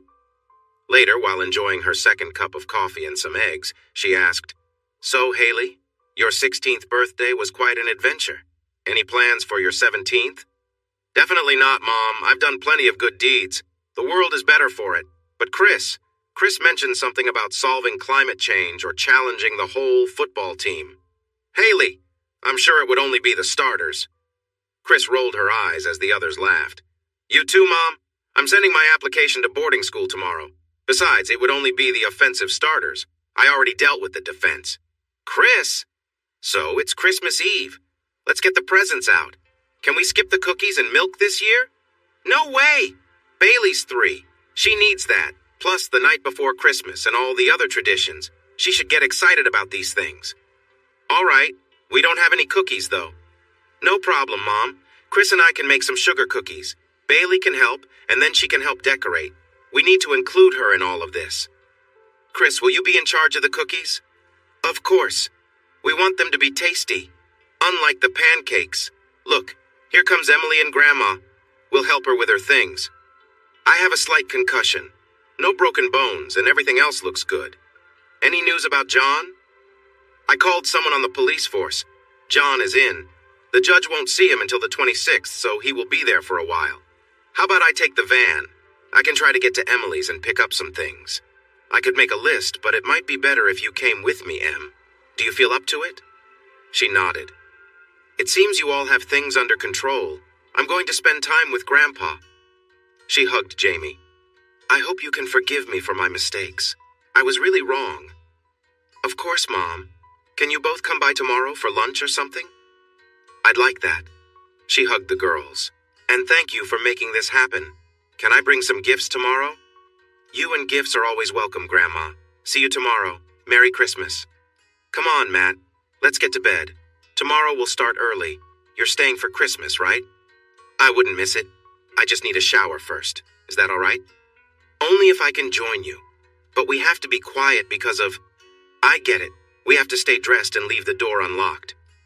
Well, yes, but we could keep the door locked a bit and take off our clothes for a while. I'll need someone to help warm me up after the shower. It's been a long day, but mostly I'm just so happy you're here. I really need to hold you. I think this is the best Christmas I've ever had. Thank you for letting me be part of it. I know it's crowded and the kids make it chaotic. Jamie turned and hugged her. Emily, you're family. You'll always be family. Maybe we can make this a tradition. And honestly, your kids are great compared to Haley. Jamie, can we talk in the bedroom for a moment? Sure. What's on your mind? I'm not sure how to say this, but what is it, Emily? Just tell me. While I was looking for things for the divorce, I found a box. Inside were these... What are they? I'm not exactly sure, but I think they might be fake birth control pills. Here, look. Those are the ones I was taking when I got pregnant. I thought they were just a different brand. Me too. What? So that means that he switched our pills so we would get pregnant. What a low person. But Jamie, I also found these other pills. I had to check them online. And they're pills for ending a pregnancy. Oh no, she started to cry. You think he made me lose my baby? How could he? Emily only shrugged. This is unbelievable. I need to sit. She covered her face and sobbed. Emily hugged her tightly. I'm sorry, Jamie. Maybe I should have kept quiet. No, this might be the most meaningful Christmas gift. It means it wasn't my fault. I wasn't to blame. I was not a failure. I can finally forgive myself. Thank you. She squeezed Emily's hand. Thank you. Later. Mom, I think I did well with my birthday projects. Yes, Haley, you did great on your birthday. I'm going to take my two little ones to the bedroom to clean them up and get them ready for bed. Merry Christmas to all of you, and thanks again. So, girls, did you get what you wanted? Haley, I thought I saw a hint of disappointment. No, everything is wonderful, Mom. Thanks for everything. I was hoping to find a set of keys to a new car under the tree. Sorry, Haley, I told you. The budget. You'll need to use the van. Mom, I can't drive the van. It's too big. I've tried. I feel like I can't handle it. The steering isn't right, and the brakes are bad, and it makes strange noises. Jamie, I think she's right. I drove it yesterday, and it probably shouldn't be on the road. I don't know then. Maybe we can trade it in and find something else. Tell you what, Jamie. Give the van to me. I'll trade it in, and Haley and I can look for a safe used car. The van isn't worth much, but I can show her how to buy a car. Chris could come too, and I could help with the rest. But I don't want to if... Well, it's your choice, Jamie. I don't want to overstep. I can't let you do that, Matt. I mean, you know how I feel about you, and we've shared a lot, but you don't need to worry about my family's finances. I can't ask you to do that. I understand, but what if I became part of the family? Everyone turned to Matt. What? What if I became part of the family? He knelt down, pulled out a small box, and held it towards her. Jamie Logan? I know we haven't known each other long, but you and the girls feel like home, and I want to be together every Christmas and all the days in between. Will you marry me? Jamie stared, unmoving. Haley nudged her. Mom! Oh, yes, 1,000 times, yes. Oh, Matt, this is a dream. I know it is. She kissed him. No, that seemed real enough.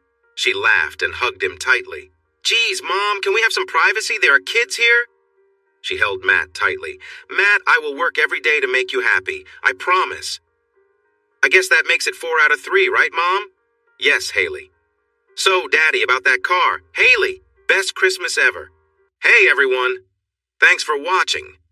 Don't forget to subscribe and turn on notifications so you won't miss any of the exciting stories we have coming up. What do you think about the characters in this story? Let us know in the comments. We'd love to hear from you.